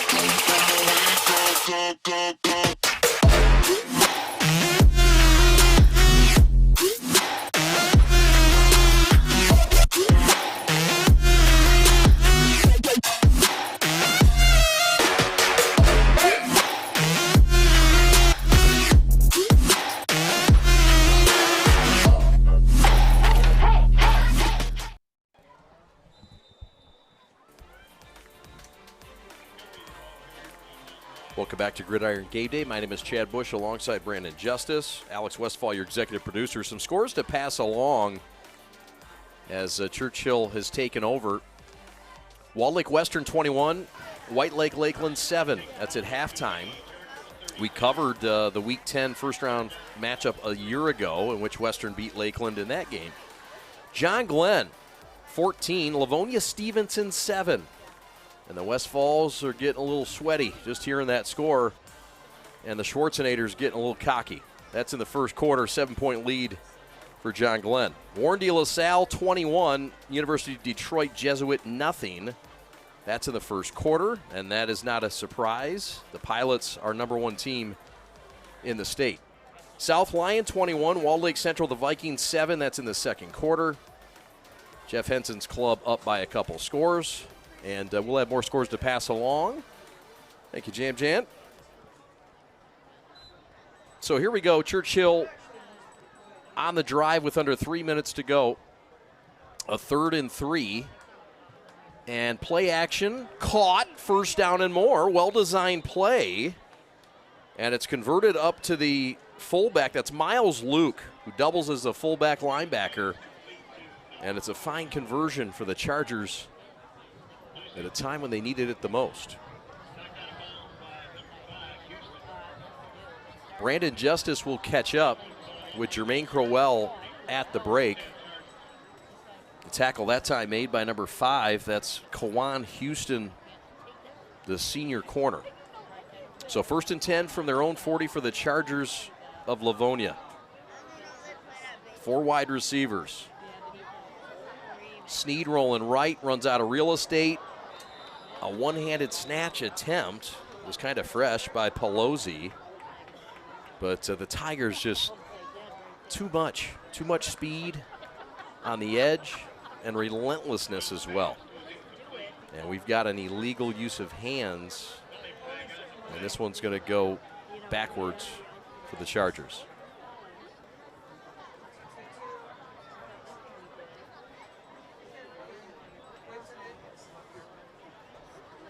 Get another look here. Sneed rolling out. Where's the hands? Yeah, right there. I think Montgomery got busted for it. Almost a really cool snatch by Pelosi. He's had some fine plays in this game. You recall he went in for one play at quarterback.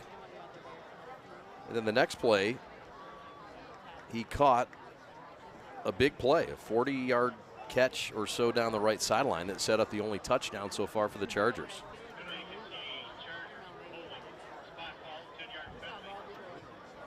The Chargers will take on Livonia Franklin next week. That's their rival. And that's a big game for them. Chris Kelbert and company, who, look, they've done some damage in Division II. Kelbert runs a nice program, the former Walled Lake Western Warrior. And that'll be a battle.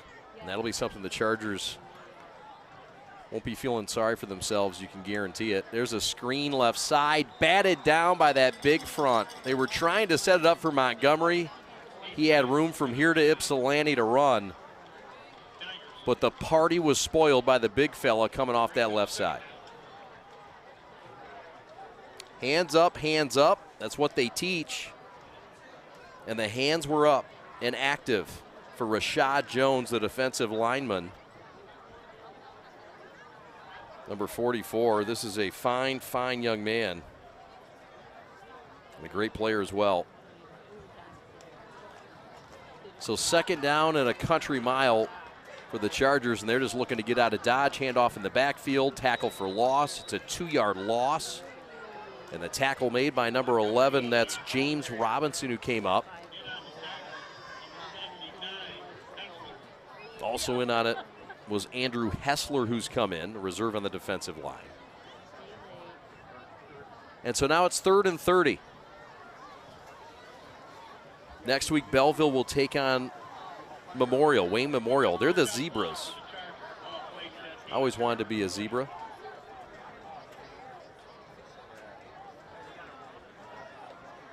It's a cool animal.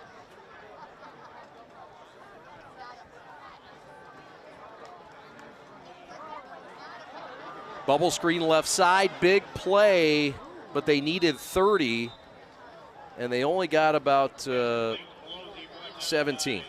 Fine play set up, but Belleville was in a prevent-ish type defense. And sets up fourth down punting time for the boys from Livonia. Fine bubble screen, though, well blocked out there. And this is a good gainer by Pelosi. But a fine stop there by Mikal Yarbrough, headed to Oxford, Ohio, to play for the Redhawks, formerly the Redskins. Timeout on the field, 94 seconds left till the break. We'll take a timeout with them. We're coming back. This is Gridiron Game Day. This is week 3, and it's all Belleville in the final 94 seconds from B-Town. We're the Prep.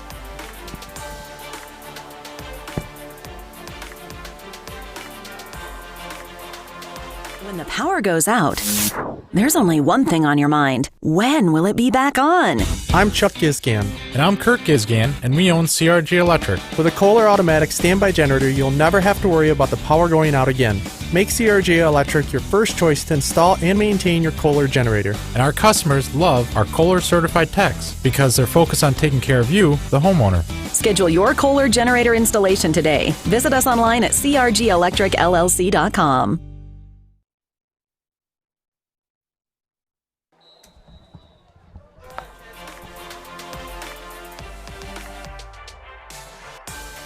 So after the punt, Belleville back with $1:23 left until the break. Stick around.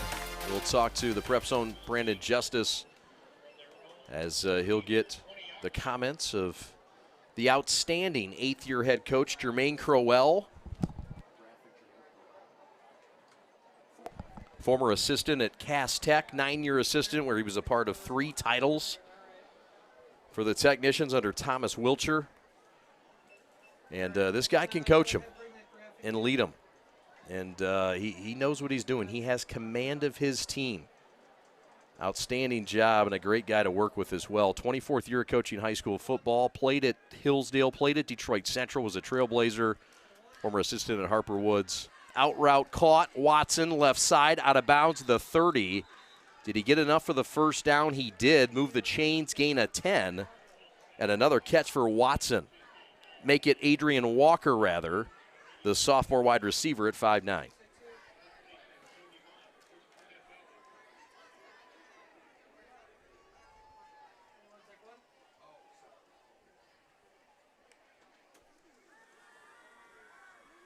Bryce, out route, beautifully thrown and caught.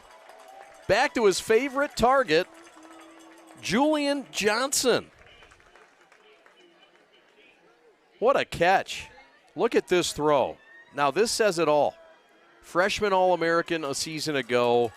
Here's why. Opposite hash, throws the out route, beautifully, perfectly plays. And credit Julian. I mean, because if he doesn't catch this, it's not nearly as poetic. Underwood wants more. Crossing route. A dime of a throw that's dropped by Walker. Oh, 2 big league throws back to back. I mean, this is special. This is fun to watch. This is the most fun drop I've ever seen. I mean, he threw that in a window, folks. Yeah. My goodness. Easy to get giddy about number 19. There's an end around. This time they go back to Kevin Sims. Sims along the left side. He's a Division I prospect. Been offered by a lot of mid-majors, sneaking into that high major territory. He's down inside the red zone to the 25, 24 call it, and a gain of 16 yards for the senior Sims. Belleville likes to run these misdirections, get their athletic players with speed out in space. Kyle Short, the offensive coordinator. Jermaine Crowell gives him a lot of credit for helping get Belleville over the final hurdle last year. After 4 straight semifinal appearances, enough was enough. Underwood says enough's enough. He takes off, stays on his feet right side, and is down inside the 3. What an effort going to be about a 22-yard run for the quarterback, who's done a lot with his legs here tonight. So 1st and goal. Belleville, who last year lost 28-21, they've surpassed that 21-point total in a big way. They're about to double that total from a year ago on this drive. 48.8 seconds left. Throw right side, caught, touchdown, Belleville Tigers.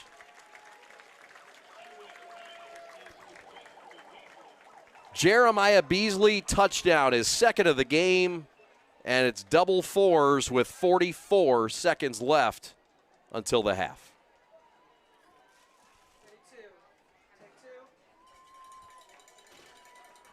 Just a fine pitch and catch. And when you're Belleville and you've had the kinds of diversity on offense, I mean, you can do whatever you want. And they chose to get Mr. Beasley another TD. 6 of 71 on the ground for Beasley. He's also done it catching the rock. And here's the nice, easy floater, up and good. Here comes the extra point attempt by the sophomore kicker. This is Braden Lane, and it's perfect right down the pipe. The snap from Hurst, the hold from Crawford, and it's now 45-8 with 44 seconds left.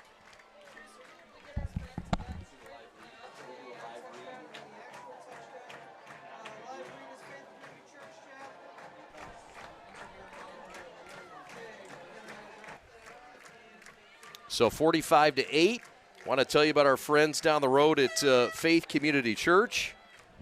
Pastor Doug and Connie Valentine and the Faith Community Church have been proudly serving the community for 20-plus years.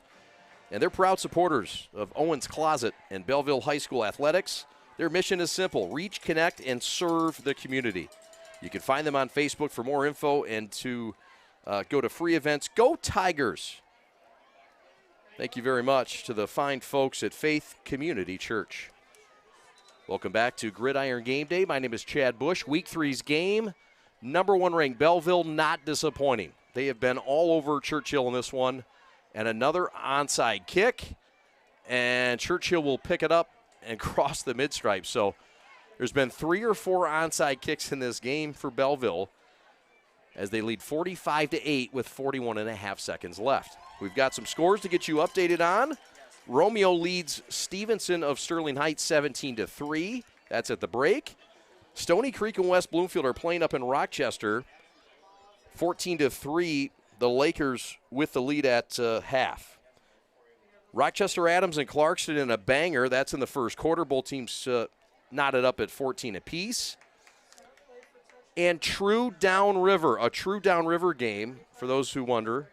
Riverview all over New Boston here on 20-7. As we get a look at this fine play by Underwood here. This was what set up the touchdown. Underwood took off outside the numbers. Look at this ability. Breaking tackles, leaps to get in. Had a foot out of bounds, but the effort, the ability, then finishes it off with a pass to Beasley for the touchdown.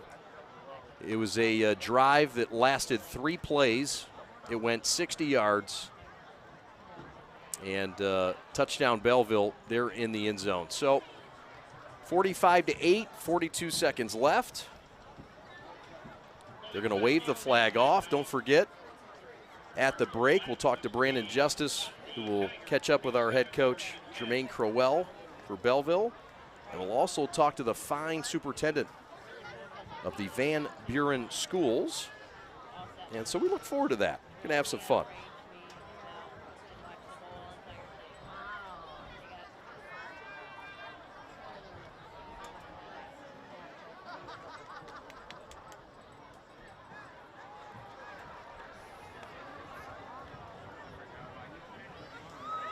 So Churchill again in plus territory.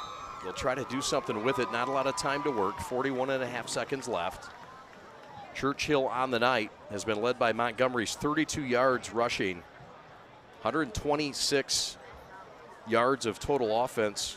Both teams have ran about the same amount of plays, but Belleville outgaining Churchill by 300 yards.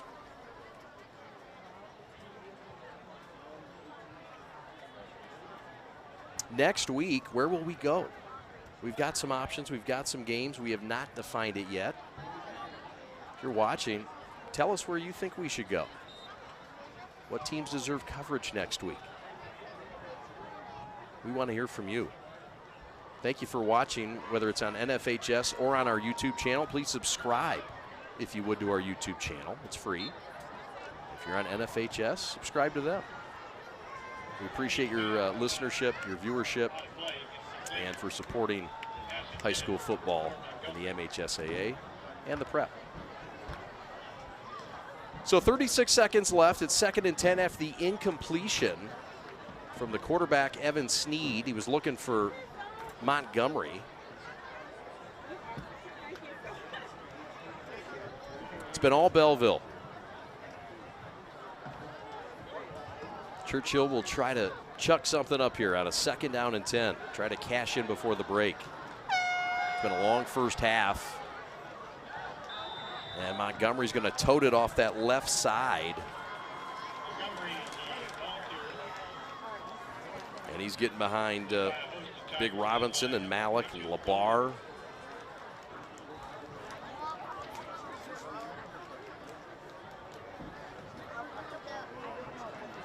Belleville has 12 or more wins in 3 of the last 4 years. Impressive record since Crowell has taken over 8 seasons ago. And looks like time is winding down. Well, the Tiger team is headed to the tunnel.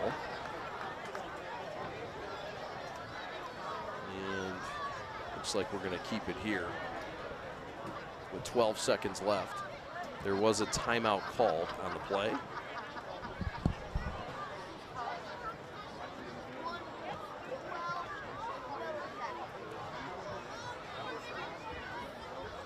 Churchill is led by Bill Defilippo.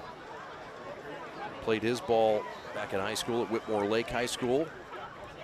To Grand Rapids Community College. He was a baseball player, went on to Eastern Michigan as well for a minute. Had a cup of coffee with the Hurons. 10th year as the head coach at Livonia, but he was the offensive coordinator from 08 to 12 before being promoted. Was also the OC at Milford, and he's in his 29th year of teaching. Sneed in trouble, evades pressure, wings it downfield. Final play of the half, broken up. Fine play down there and out of bounds. And we're going to try to get Jermaine Crowell's thoughts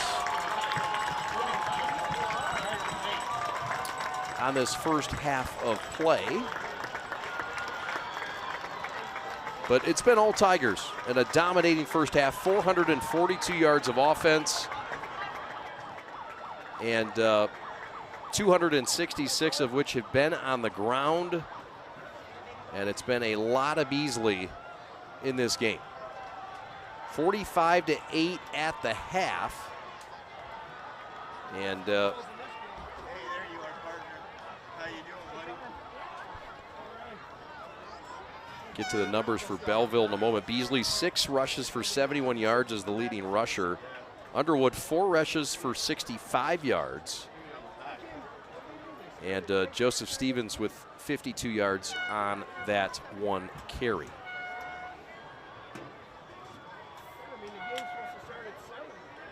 We'll step aside for a moment. We'll come back with the head coach of Belleville, Jermaine Crowell, in just a moment.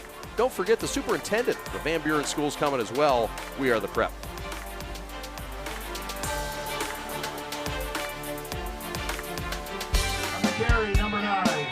My dad and my grandfather are officials. I've grown up around officials and seeing how much they enjoy being part of the games. As a student athlete, I've always appreciated the people out there who are willing to give back to the kids. The Legacy program lets me officiate while I'm still in high school, working younger kids' games. Officiating gives me a better understanding of the game. I get to make some pretty good money for a high school kid, and I even get to spend some quality time with my dad. There's help wanted. Just whistle. We are here with Belleville head coach Jermaine Crowell. 45-8 at halftime. I know this is a bit of a vengeance game for you after the loss last year. Was that at all the message? Because it seems like you guys came out with a lot of aggression from the bubble screen to the last play of the half. I mean, we're trying to play 4 quarters of football. They beat us last year, so they're a good program, one of the top coaches in the state. So we wanted to give them, it's out of respect that we give them the best shot that we have. So we're coming out here. This is the first time, we set 15 starters the first 2 games. So this is really the first time we've had the whole team on the field together. So, it's going to take them a minute to get it all together in jail. But, no, it's not out of disrespect. It's out of respect. So Beasley, the running back, has been tremendous today, but I know he's a linebacker.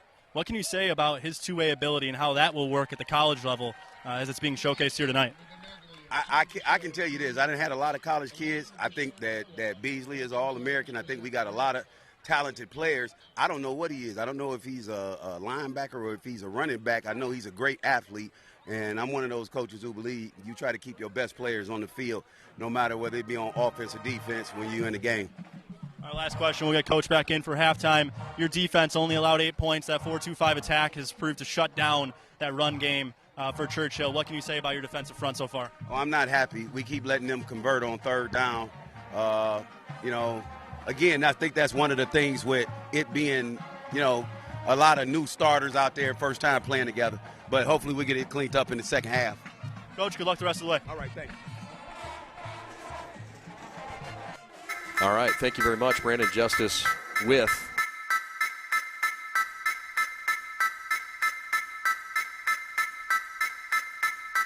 They say that this is a game of inches, but I disagree. This is a game of desire and will. 4 quarters of epic drama that plays out in real time right before our very eyes. And every season begins the same way, with a desire to win. Those with the will to put in the effort and time put themselves in the best position to achieve their desire. This is why we go to work early and come home late.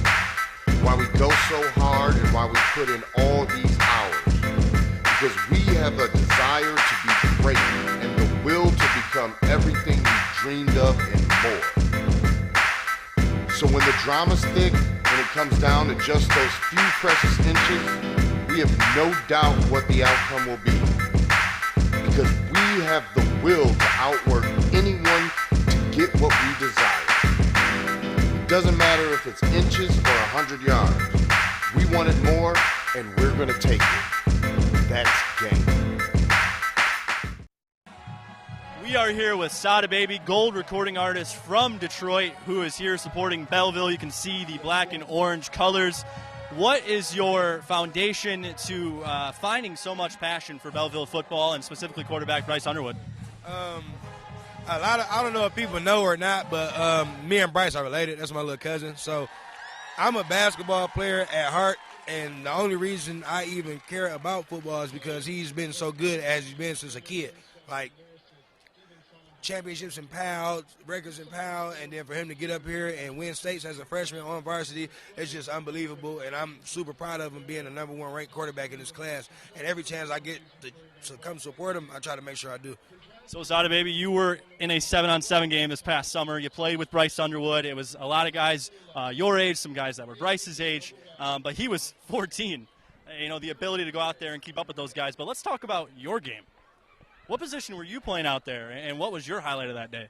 I was playing tight end and free safety, and my highlight of the day, when the other team was trying to tie it up to send us in overtime, I got a pick 6 and ended it. Took it all the way back, you feel me? So that was my first time ever playing organized football of any sort, and, yeah, I went crazy, you feel me? Yeah, you heard him. You heard he said pick 6. He was on the other team. He don't want to celebrate it. So Bryce Underwood and Sada Baby, cousins, game breakers. What's one song by Sada Baby that everyone needs to listen to tonight? Scuba Steve Austin. Scuba Steve Austin, you heard it here first. We're going to go back to Chad Bush and the crew up in the box. Thank you so much, Brandon Justice. Great interview. Sada Baby, national recording artist, gold artist, and Detroit's own. And as you heard, he's a relative of Bryce Underwood. He says, I'm a hoopster. I'm a hoops guy. But he's here to support Belleville, Van Buren Public Schools, and he's here to support Jermaine Crowell, Bryce Underwood, and the Tigers. And they don't need a lot of support tonight. They're ahead 45-8 over Livonia Churchill. When we come back, we will speak to Pete Kudlak, Van Buren Public Schools Superintendent. Very proud at the moment. His team walking all over Churchill. Come on back, won't you? We are the Prep.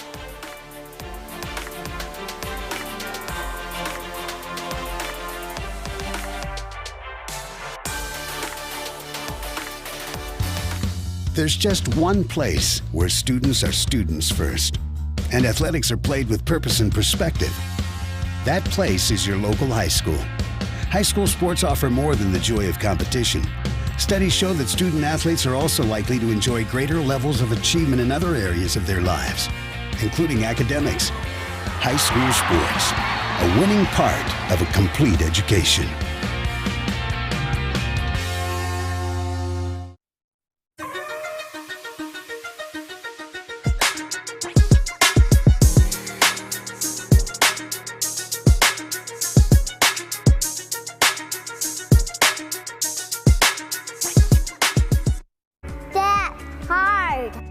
Today I'm going to tell you about sportsmanship because it's important. Treat your opponents the way you would want to be treated. My mom says that. Listen to the referees. It's their job. Be nice to their team and our team. Cheer them on. Always play fair. It's the right thing to do. It's sportsmanship. It's not that hard.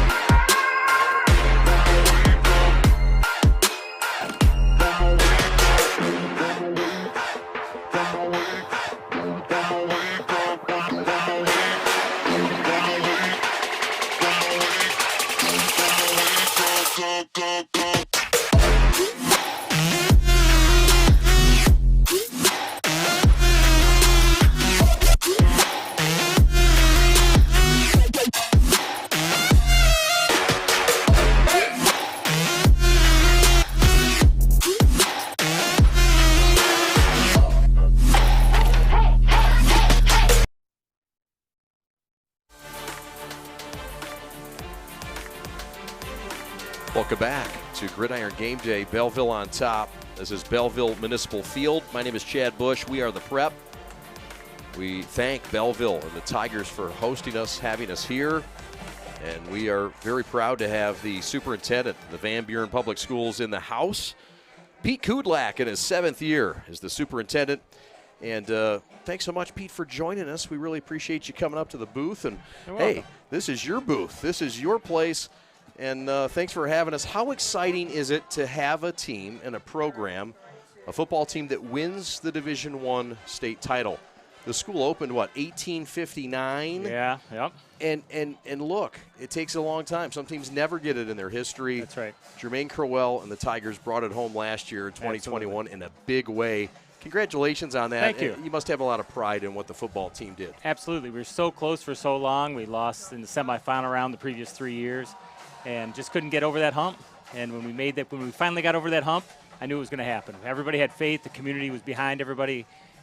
It was such a charge for the whole community. You know, brought everybody together. You know, coming out of COVID, you know, everybody. It was a rough couple years for all school districts everywhere, and you know, it was just everybody came together. The whole community coming out of COVID, it healed everybody. So it was fantastic. We're with Pete Kudlak, who's the superintendent of the Van Buren Public Schools.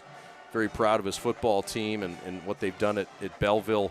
You're also proud of some other programs that had success last year in athletics. Yeah, absolutely. It was not just the football team. There were other winning success stories to talk about for the Tigers. So our boys basketball team made the Final Four. They hadn't made the Final Four in probably 20 years, so that was a big success. Our girls soccer team went further than they ever had before, making the final 8 teams, the Elite 8, which was exciting. Our girls bowling team, we were in the top 5 in the state. We had success in the cross country as well. So it's just they're growing the program. Coach Mills, Coach Fordyce having a lot of success, but the team is growing, which has been exciting too. And not to mention our band that's out here. Our band is the best in the state. It's 200 strong. So it's 200 exciting. strong. Those are big numbers. We used to have 300 before COVID. Wow. So they're just amazing. They are. They're doing a great job tonight. What an atmosphere. Kudos to you. Kudos for what you've done. Look, this does more than just feel good about your sports teams and feel good about that. This is for the community, too, and it does more than just feeling good about winning for the players. This does more for other people, too. It does. So, just being around there with pride, everybody, everywhere I went to, the city council did a big award for the team. We had players that went to the state house and were on the floor of the state house, and they gave them awards. It just was, everybody just really took pride in and it wasn't just winning, but it's how they handled themselves. Sure. And how they got over that hump, and they kept fighting, and they knew they were a good team, and they had the talent, but they needed more, and they put it together. So it was fantastic. We're with Pete Kudlak, who's been good enough to join us, the superintendent of the Van Buren schools. Best of luck in your programs moving forward this year. Your team already in football off to a great start, number 1 ranked. Yep. A great core behind him. Jermaine Crowell's done an outstanding job since you brought him here 8 seasons ago. Best of luck. Thanks for having us. I appreciate it. And we look forward to seeing you down the line, Pete. Yeah, I look forward to it. Thank you. All right. Take care. This is Gridiron Game Day. Glad to be here in Belleville with Pete Kudlak and the Tigers. This is Gridiron Game Day, Week 3. Belleville on top at halftime. We're coming right back with second half action and stats right after this.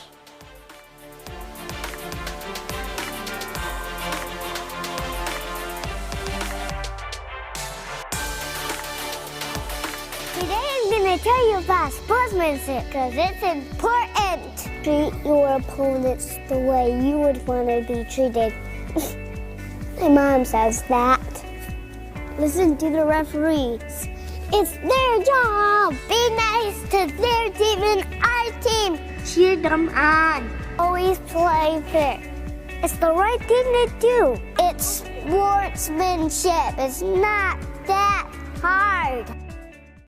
When the power goes out, there's only one thing on your mind. When will it be back on? I'm Chuck Gizgan. And I'm Kirk Gizgan, and we own CRG Electric. With a Kohler automatic standby generator, you'll never have to worry about the power going out again. Make CRG Electric your first choice to install and maintain your Kohler generator. And our customers love our Kohler certified techs because they're focused on taking care of you, the homeowner. Schedule your Kohler generator installation today. Visit us online at crgelectricllc.com.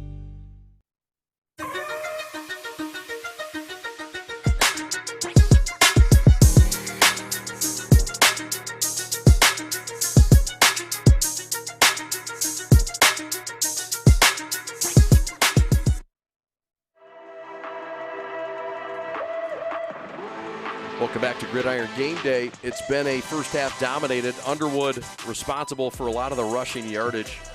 He's put up 74 on the ground for the Tigers on their way to a 400-yard offense so far. In fact, 444 yards for Belleville, 137 for Churchill. You look at the passing, Underwood 7 of 16, 116 yards, 2 touchdowns, no interceptions, neither team with a turnover in this one.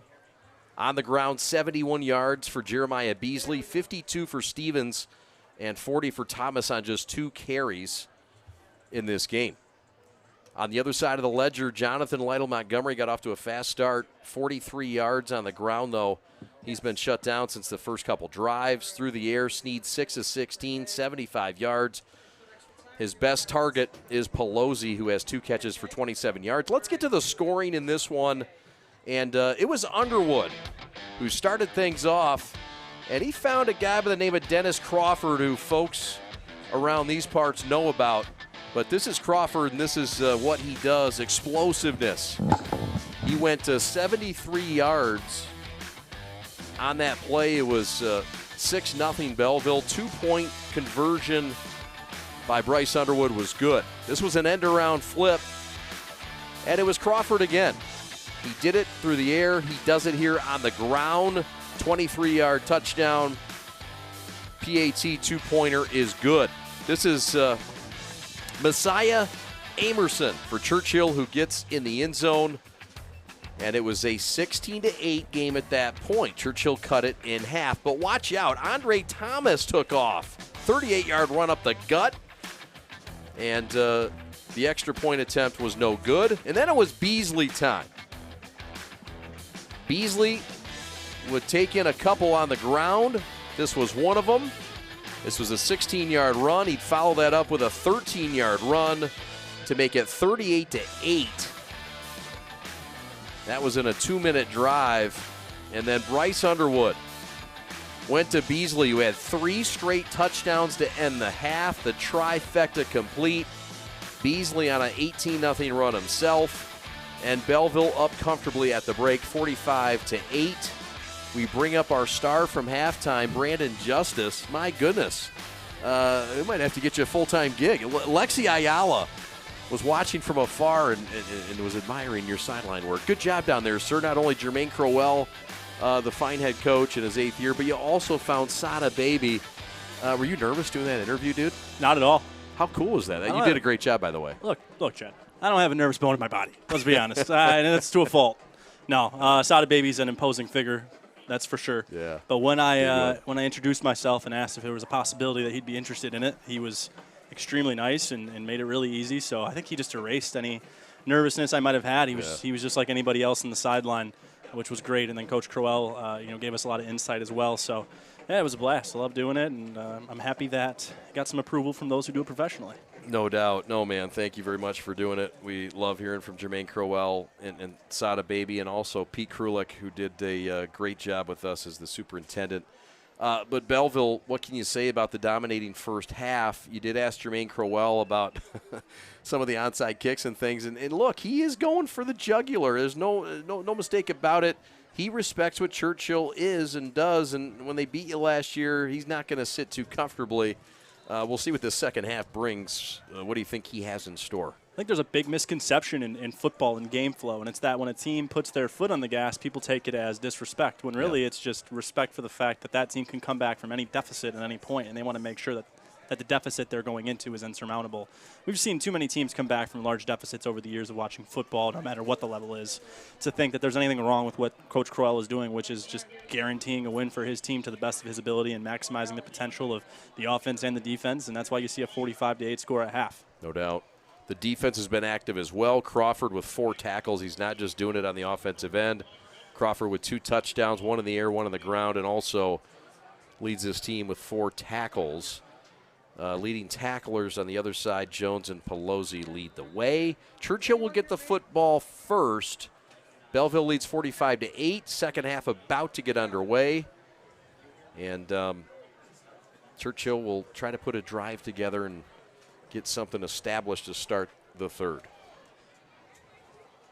It's a bullet kickoff taken at the 5. And that one's taken across the 25. Call it a 20-yard return. And if you're coming out of half and you're Churchill here, I mean, you got a lot to think about, no doubt. You're down 45-8 at half, and there's the mental aspect of what comes along with looking at the scoreboard in a game like this.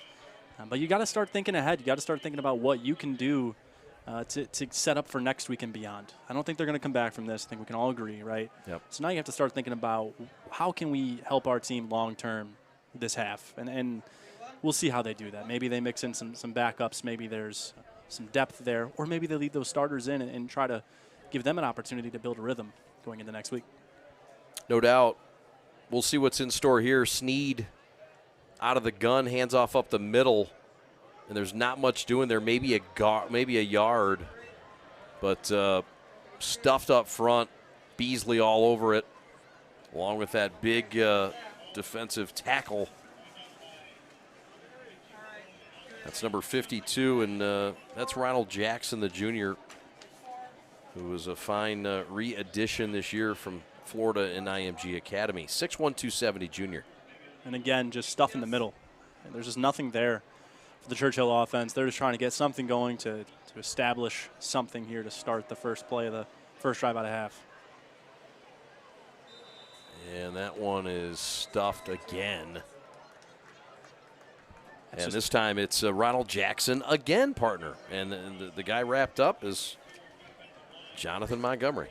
Bit of a broken record, but Churchill is not going to run the ball up the middle tonight. It's just not going to happen. And it hasn't happened. I think the halfback draw was the only time it worked. And when you're talking about the 1 yard line and 3rd and forever, and it's a great gadget play, but that's not something that's sustainable in a ball game. And right now you're at 3rd and 11, and I wonder at what point are they going to allow the quarterback to get out there and make some efficiency throws to build something. Hard to get space against this talented defensive backfield. Montgomery gets the call off the left side, and he's wrapped up at the 28-yard line. And that's a sideline-to-sideline play, and it's Mr. Beasley, who had the 3 touchdowns at running back to end the first half. He's just everywhere. I mean, we talked with Coach Crowell at halftime about Beasley and how good he is, and he went out on a limb and said, I don't know if he's a running back. I don't know if he's a linebacker. I don't know what he's going to be. Maybe he'll be both. Tonight, he showcased he certainly has the ability and the wherewithal to be both. Sometimes it's okay to not know what you want to be when you grow up. Ain't that the truth? Still trying to figure it out. Sims is back for the Tigers. And the punt is nearly blocked, finally getting it off, barely getting it off, as it crosses midfield and drips out at about the 47-yard line. The punt was from Sneed, and the Tigers are going to start and find position at the 48. It is a running clock. So it's a running clock. The lead has exceeded 30 points in the 3rd quarter. It is a 37-point lead for the home team Tigers. Yeah, so for this running clock to be stopped, Churchill still needs to score 2 touchdowns and convert 2 of those extra points or 2-pointers, whatever they've only drawn up the 2 points so far. So that's the only thing they can do. And you got to have a stop here. Otherwise, it's going to start getting ugly.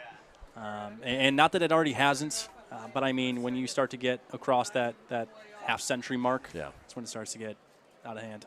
It's a 35-point mark officially. It's the threshold before the running clock. This is Beasley, left side, stays on his feet, breaks a tackle, runs over a defender, twists through another one, and stays on his feet out of bounds. Oh, boy, Jeremiah Beasley putting on a clinic tonight in Belleville, here at Belleville Municipal Field. He just earned himself a new nickname, and he's done it countless times tonight, but this play specifically, let's go get a look at it. When his shoulder comes in, he earned a new nickname, and we're going to tell you as soon as it happens, for dramatic effect, of course.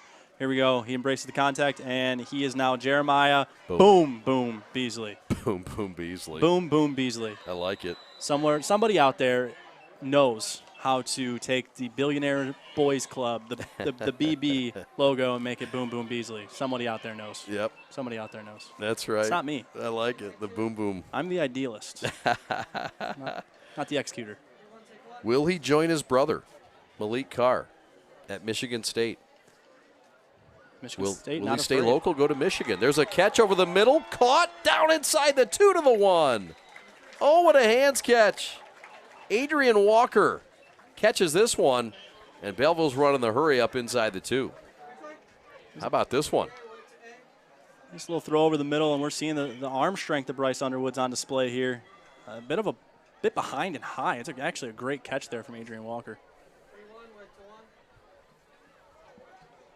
Handoff up the middle and nothing doing. That's a fine stuff, and that's 44. And that's the fine middle linebacker, Miles Luke, the junior at 5'9", 175. Who also has had a catch tonight. No quit from Churchill here. Right at the goal line, you're right inside the 1 before that play. And to be able to stuff the middle and shut it down shows that this team is certainly not rolling over. They're not giving up. Thomas to the left of Underwood in the gun. Underwood being chased, and Underwood going down. Initially being chased by Mark Frizzell, but the cleanup coming from Blake Chaffin. And it's going to set up a 3rd and long. Fine play by Chaffin to come up from a safety spot. Yeah, he's hanging out here across the middle garden, but as soon as he sees the breakout from Underwood and understands he's going to run to that right pylon, he just leaves his assignment and breaks for the tackle and finishes it cleanly. Not an easy guy to square up, but that was form tackle 101. It's really the first time Underwood hasn't been able to counter a tackle. I mean, he's either right. moved out of the way from it or juked his way out or even stiff-armed, but that time he just took it right to the stomach and went down. 3rd and goal from the 6. Corner, end zone, caught. Touchdown, Tigers. They've now crossed half 100 with 5:07 to go in the 3rd. Touchdown, Tigers into the end zone. It's Dennis Crawford who gets his trifecta. That's DC's 3rd of the night. And this is what college coaches want to see from Bryce Underwood. That's why he's doing it in a lopsided game for his college profile. Look at this corner strike to the left pylon, top left pylon in the end zone. That's the throws you need to make to be a college quarterback. That's where red zone success typically comes from, is not just being able to run the ball. It's that when you can't run the ball in the red zone for a score, what can your quarterback do in short yardage? Bryce Underwood putting that on display there with that beautiful ball. The snap by Hurst, the hold by Crawford, and the kick by Braden Lane is good. So with 5:07 to go and a running clock, it's now 52-8 Belleville over Churchill. It is a running clock, yes? It is a running clock. Well, it was. Does stop for touchdowns and injuries. So it is stopping now. Thank you, sir. Our fine clock. And I was not questioning you. You've done an amazing job. I'm just not as experienced in these running clocks and when they stop. Injury, change of possession. As you get a look at the kicker for Belleville. It's Braden Lane, just a sophomore. Sophomore and a stud, by all accounts. One of the better kickers in the state, only as a sophomore. He continues to rise. Yep. Doesn't often get the opportunity to showcase what he can do from a field goal perspective because Belleville is too busy scoring so many touchdowns. Yeah, and they go for 2. Right. They go for 2. So 52-8. The clock will get back to running after the kick. Back deep for Churchill is number 4 Montgomery. And so the southpaw kicker will hammer this thing down to the 12. And here comes Montgomery and the Chargers across the 30 before the tackle is made up there. Tackle made by 0. Been all over the field. Special teams. All over. And a couple touchdowns for the youngster. Look, Belleville not even playing the 2 receivers who have been their starters. We've not seen a lot of Joe Stevens. He's had 1 carry, no catches. I've not seen a lot of Kevin Sims. It's been Crawford and Johnson and Underwood out of the backfield and Andre Thomas, who made that last tackle. It just new guys every game. Crowell says we're finally getting healthy, right? He told you we didn't even have all of our guys. Yeah, and that's amazing. It just shows the depth of this team, right? And how well, I mean, again, it's program standards too, because your varsity players are playing, they're showing up playing at the level that they were taught to play at the JV level. Yeah. So it's showing the continuity that this program has from JV to varsity. The handoff is trusted. And that's something you talk about in all high school sports is can the handoff, quote unquote, be trusted from JV to varsity? It clearly is for Belleville with the amount of depth they have among all classes. But I think more than anything today, it's been the Jeremiah Beasley show. Yep. If anybody is, taking this offense by the horns today, it's Beasley. That he has 3 touchdowns in this game. He's approaching 100 yards rushing. He has 7 carries for 98 yards. Handoff left side, bouncing outside. This is David Anderson, the running back. And we'll see what Churchill can come up with besides running the ball up the middle and hoping for some cuts like that one. But it's still a terrific cut from 28 there. We haven't seen it. I mean, really, Montgomery hasn't had the opportunity to cut. I mean, he's been met as soon as the ball is in his pocket. He's met by a group of tacklers. And Belleville's done such a tremendous job at gang tackling. If there's one black shirt there, there's 3 black shirts there. That's really the theme of today for Belleville's defense. Tackle by Raphael Golden. who was an all-stater last year for Jackson Lumen Christi. The rich get richer. He transferred in the offseason to Belleville. James Robinson also in on that tackle. Hand off to Anderson again. A couple yards off that left side before Belleville shuts it down. A lot of depth on that defensive line. And once again, it's a big fella up front. It's number 71. It's Felix Shorter.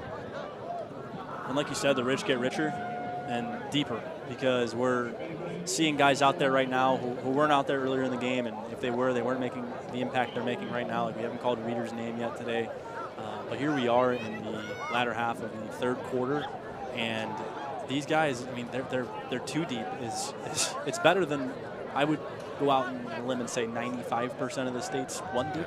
I mean, it's something. It's talented and it's skillful and plentiful.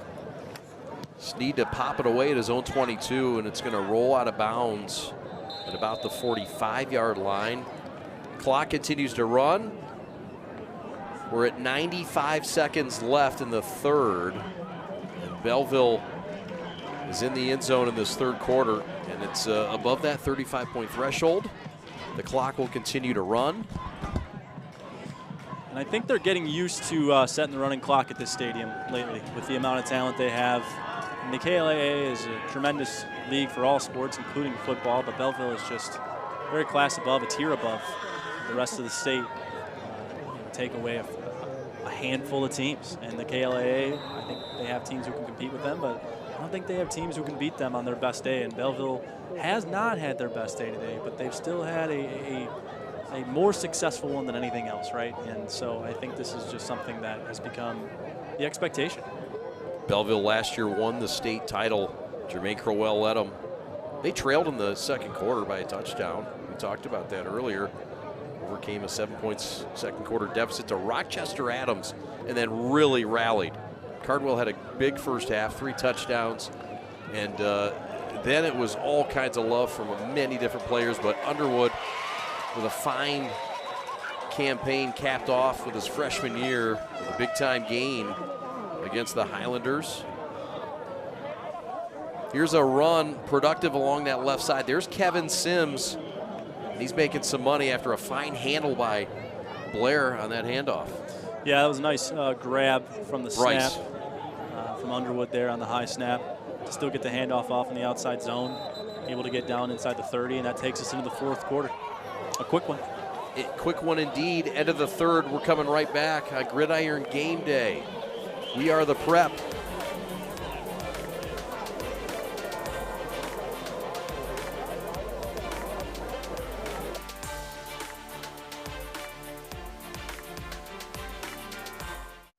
All right, this is Adam. Take 2. Mark? I guess. I go like this. The best part about playing football in Texas has to be the reaction from the community. I want to encourage others to play volleyball or choir because you get to experience new things and do stuff that you've never done before. My reason why is passion. My reason why is pride.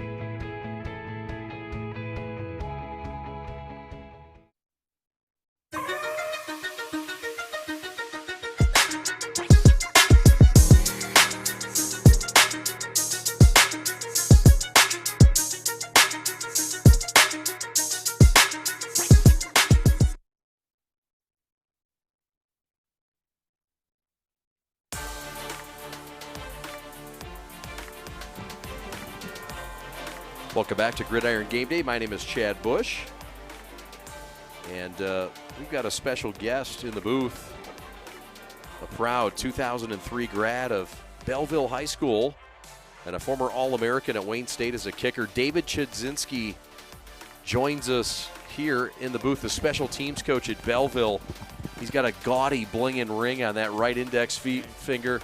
The former Warrior, All-American David Chidzinski. Yes, good to see you again, partner. Pleasure to have you up in the booth. It's nice in the fourth quarter when you can come up and talk about this game. I can assume it's gone as well as you could plan. Yeah, it's definitely gone even better than we had planned, short of getting my kicker out on the field. But I'm told that we're going to get some good reps here in this fourth quarter. So hopefully we can get that taken care of and get Braden some showcase and go from there. But very proud of the team, proud to be here, honored to be interviewed by you. It's awesome. Yeah, thanks. It's full circle. I covered you back at Wayne State and watched you do some amazing things from 2004 to 2009, capped off by a trip to the national title. Were you part of the national? I was you were not. Before that. Yep, okay. I was a couple years after me, but I That's would like right. to think that we started that upward swinging trend. I know you did. There's no doubt. Paul Winters, the fine head coach, longtime head coach at Wayne State. But let's talk about the guy you're with now, Jermaine Crowell in Belleville, and how much fun it was last year winning the title under this team that did such great things after the Churchill loss. I mean, you did good things before, but that loss last year really must have helped spur things in the right direction. Most definitely. It was fuel for the fire, to say the least. It almost, like you said, it helped us. It made us realize that we are human, that we need to play as a team and come out and link together and create these wins that we did last year. Coach Crowell's got a bunch of guys that believe in him, and it shows. I mean, look at the scoreboard. What's it like being a coach under Coach Crowell, and he's such a spirited and fun guy to be around. I can only imagine how exciting it must be to be with this guy. He wants to win badly, and he's fun to watch. I can only imagine what it's like to be a coach on a staff. He definitely loves to win. He likes to get his players recognized, and he's got one of the big impact moments I had was with the conversation last year. He, at the end of the day, we're trying to build life skills with these guys, these young adults, right? And he said it's not about, he did mention it's not about winning, even though that is the goal at the end of the day, but it's building these life skills and giving these kids skills to move on and can continue leading a good life, a healthy life after football. Yeah, well said. Meanwhile, the Tigers get a little bit healthier, and into the end zone goes Mr. Days, Nasser Days, touchdown. The 5'11 junior with the catch, and into the end zone, 58-8 now. And here comes the extra point. It's going for two a couple times, but we're going to see your fine kicker here, Mr. Braden Lane. Yeah. The hold from Julian. Julian's our holder. The snap from Michael Hurst. Yes, sir. And it's good. Yes, 59-8. 51-point lead for the Belleville Tigers. And here's another look at this touchdown.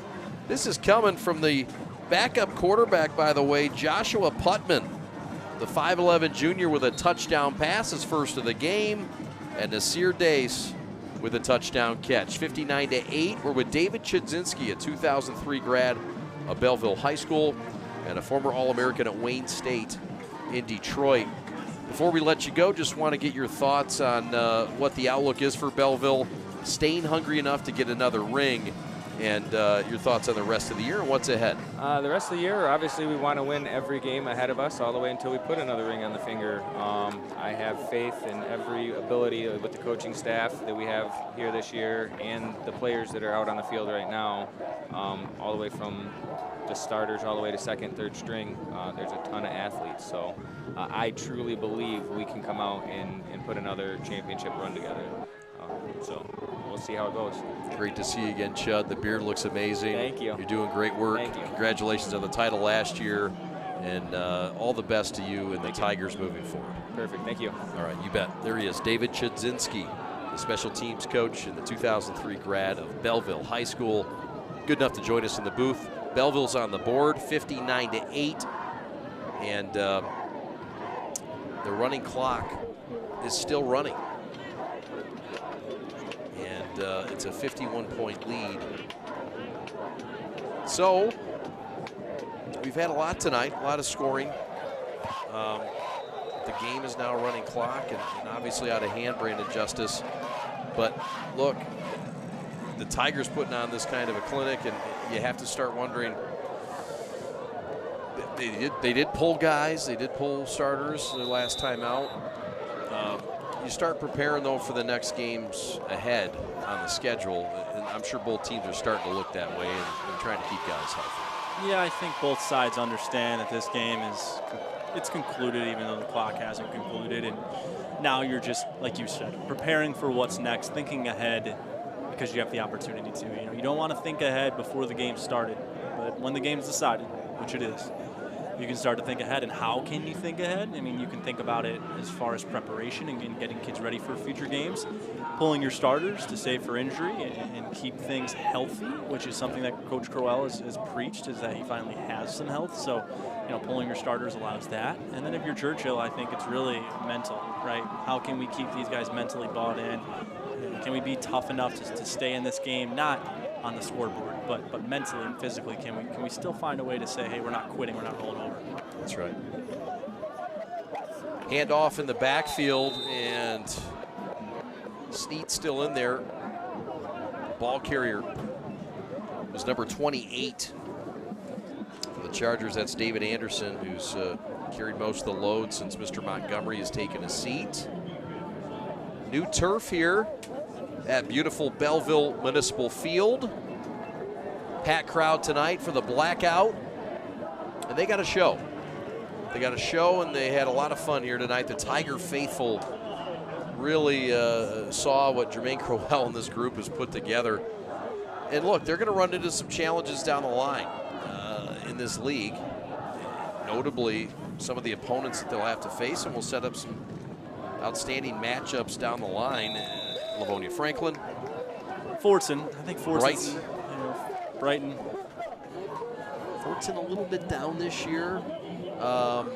Typically, that's a whale of a game. In fact, last year, it was a game that we covered here on the Prep, and it was one of the best games we saw all season.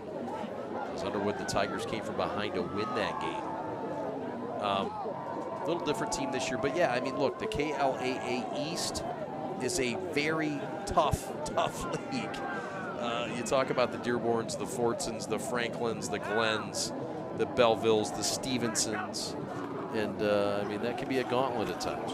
Yeah, absolutely. I mean, you talk about the enrollment. Brighton, did I mention Brighton? You mentioned Brighton.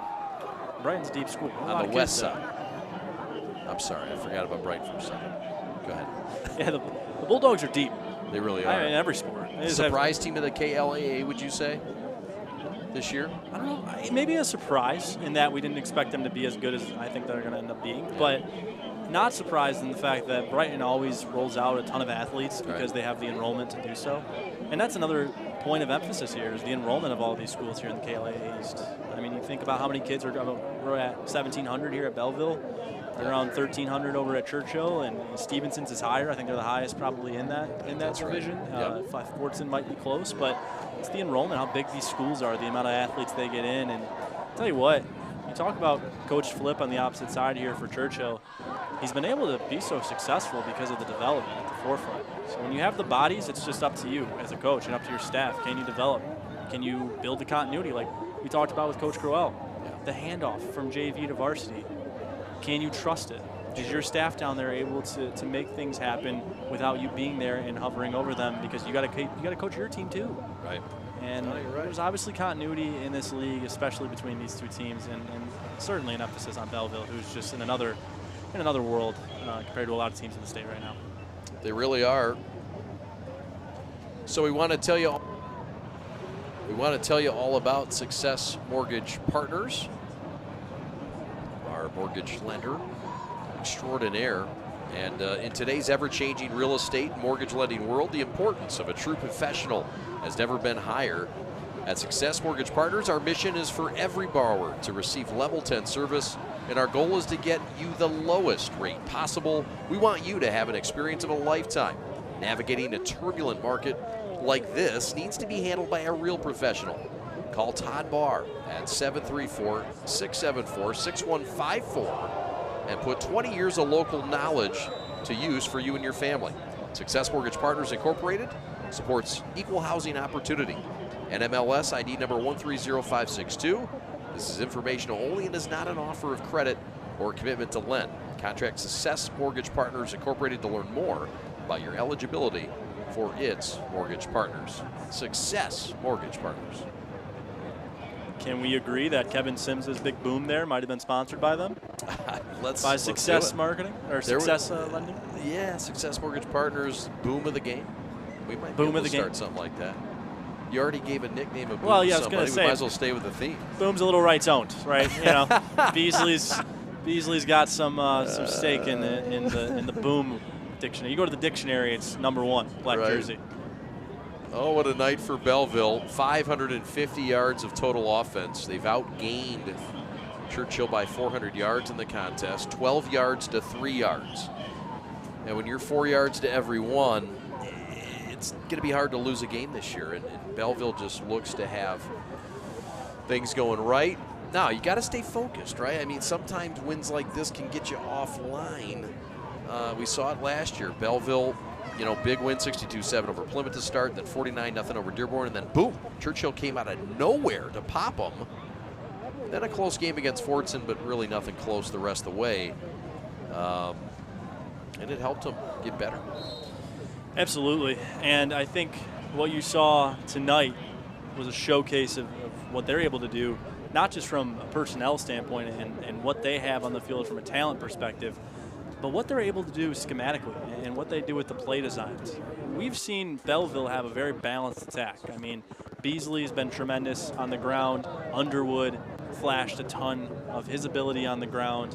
They ran the RPO stuff, but not only did they run the ball well, they passed the ball extremely well too. Yeah. They ran a lot of misdirection. They ran a lot of motion sweeps that sometimes were decoys and sometimes the whole play was designed around. And so when you have that amount of personnel and you have all of these players, it's pretty much up to you as a coach, like we talked about, to develop, but also to game plan and to design.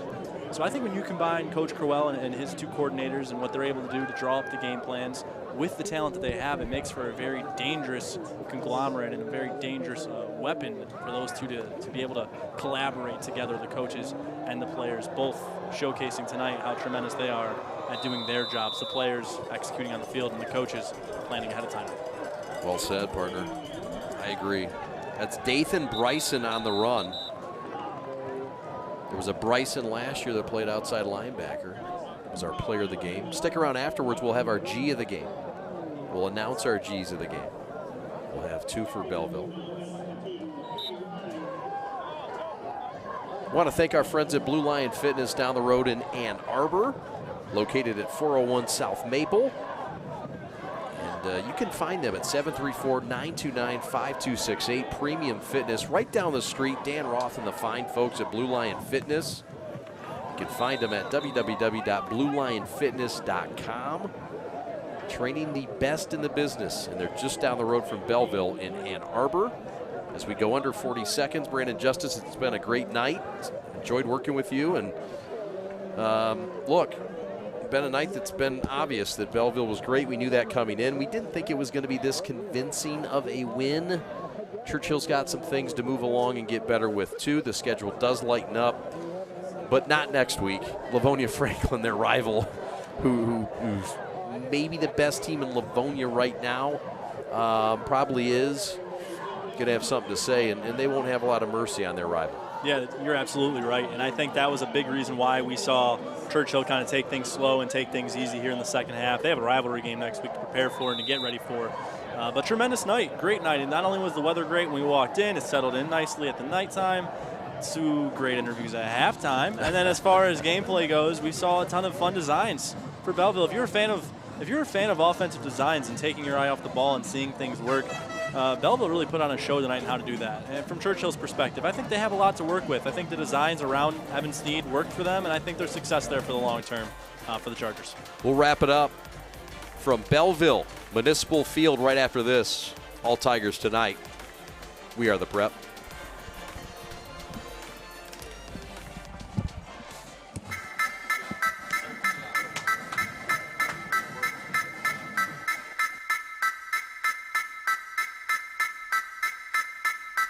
They say that this is a game of inches, but I disagree. This is a game of desire and will. 4 quarters of epic drama that plays out in real time right before our very eyes. And every season begins the same way, with a desire to win. Those with the will to put in the effort and time put themselves in the best position to achieve their desire. This is why we go to work early and come home late. Why we go so hard and why we put in all these hours. Because we have a desire to be great and the will to become everything we dreamed of and more. So when the drama's thick and it comes down to just those few precious inches, we have no doubt what the outcome will be. Because we have the will to outwork anyone to get what we desire. It doesn't matter if it's inches or 100 yards. We want it more, and we're going to take it. That's game.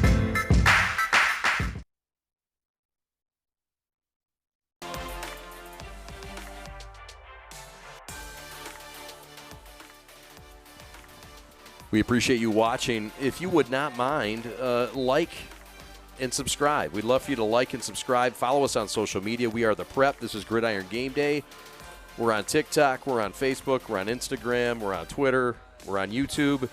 If you're watching us on YouTube, just click the subscribe. We're free. We really appreciate your support. And if you want to sponsor the broadcast, we'd love to bring on our building team of sponsors that have backed us in our efforts to bring more exposure to high school athletes. And hit us up and give us an email, info@theprepsports.com. If you want to be a sponsor, please join our team. We'd love to bring you on board, promote yourself. Metro Detroit's finest high school sports on a digital network. Info@theprepsports.com. Contact us today and follow us, like us on our social medias. Welcome back to Belleville Municipal Field. My name is Chad Bush. Brandon Justice on color commentary, doing a fine job. Also on sideline reporting. And Jermaine Crowell talking to his team. I mean, what do you say after a 59-8 win? Got to be a lot of back pats, and I'm sure there's things to find and critique and look at Jermaine with some emotion there. You know he's not going to let him off the hook despite a half 100 win. Look, there's some things to clean up, I suppose. But what's the one thing you take away from this game that maybe you didn't know going in about Belleville or about Churchill that you're going to take away and say, yeah, I learned today? I think Belleville's designs are a lot more complex than they're given credit for. I think that this coaching staff draws up a game plan that not only puts Bryce Underwood in a position to play to his strengths, but it also allows them to use Underwood as a decoy and allow others to shine in space. We saw that with Beasley today. I think we've seen that with Sims in other games. But we saw today how well they use that misdirection repeatedly. They'll run the same sort of jet and run a jet touch, and then the next drive run the same jet, get the defense to bite on it, and then have Underwood keep it or give it or whatever it may be. And I think that's the one thing we learned is just how well executed the players are in this team and also how well the coaches prepare them both in game planning and in practice. But as far as Coach Crowell's message right now, you went 1-0 this week. That's about the only message you can come up with is that you're 1-0 this week. How do you go 1-0 again next week? Because the scoreboard doesn't matter. It's the win column that does. And you're 1-0 this week. You got to go 1-0 again next week, no matter if you win 59-8 or you win 9-8. You got to go 1-0 each week. Well said. That's Brandon Justice. My name's Chad Bush. We've got a couple of highlights to hit in the second half before we get out of town. And Belleville's been a great host. We thank you.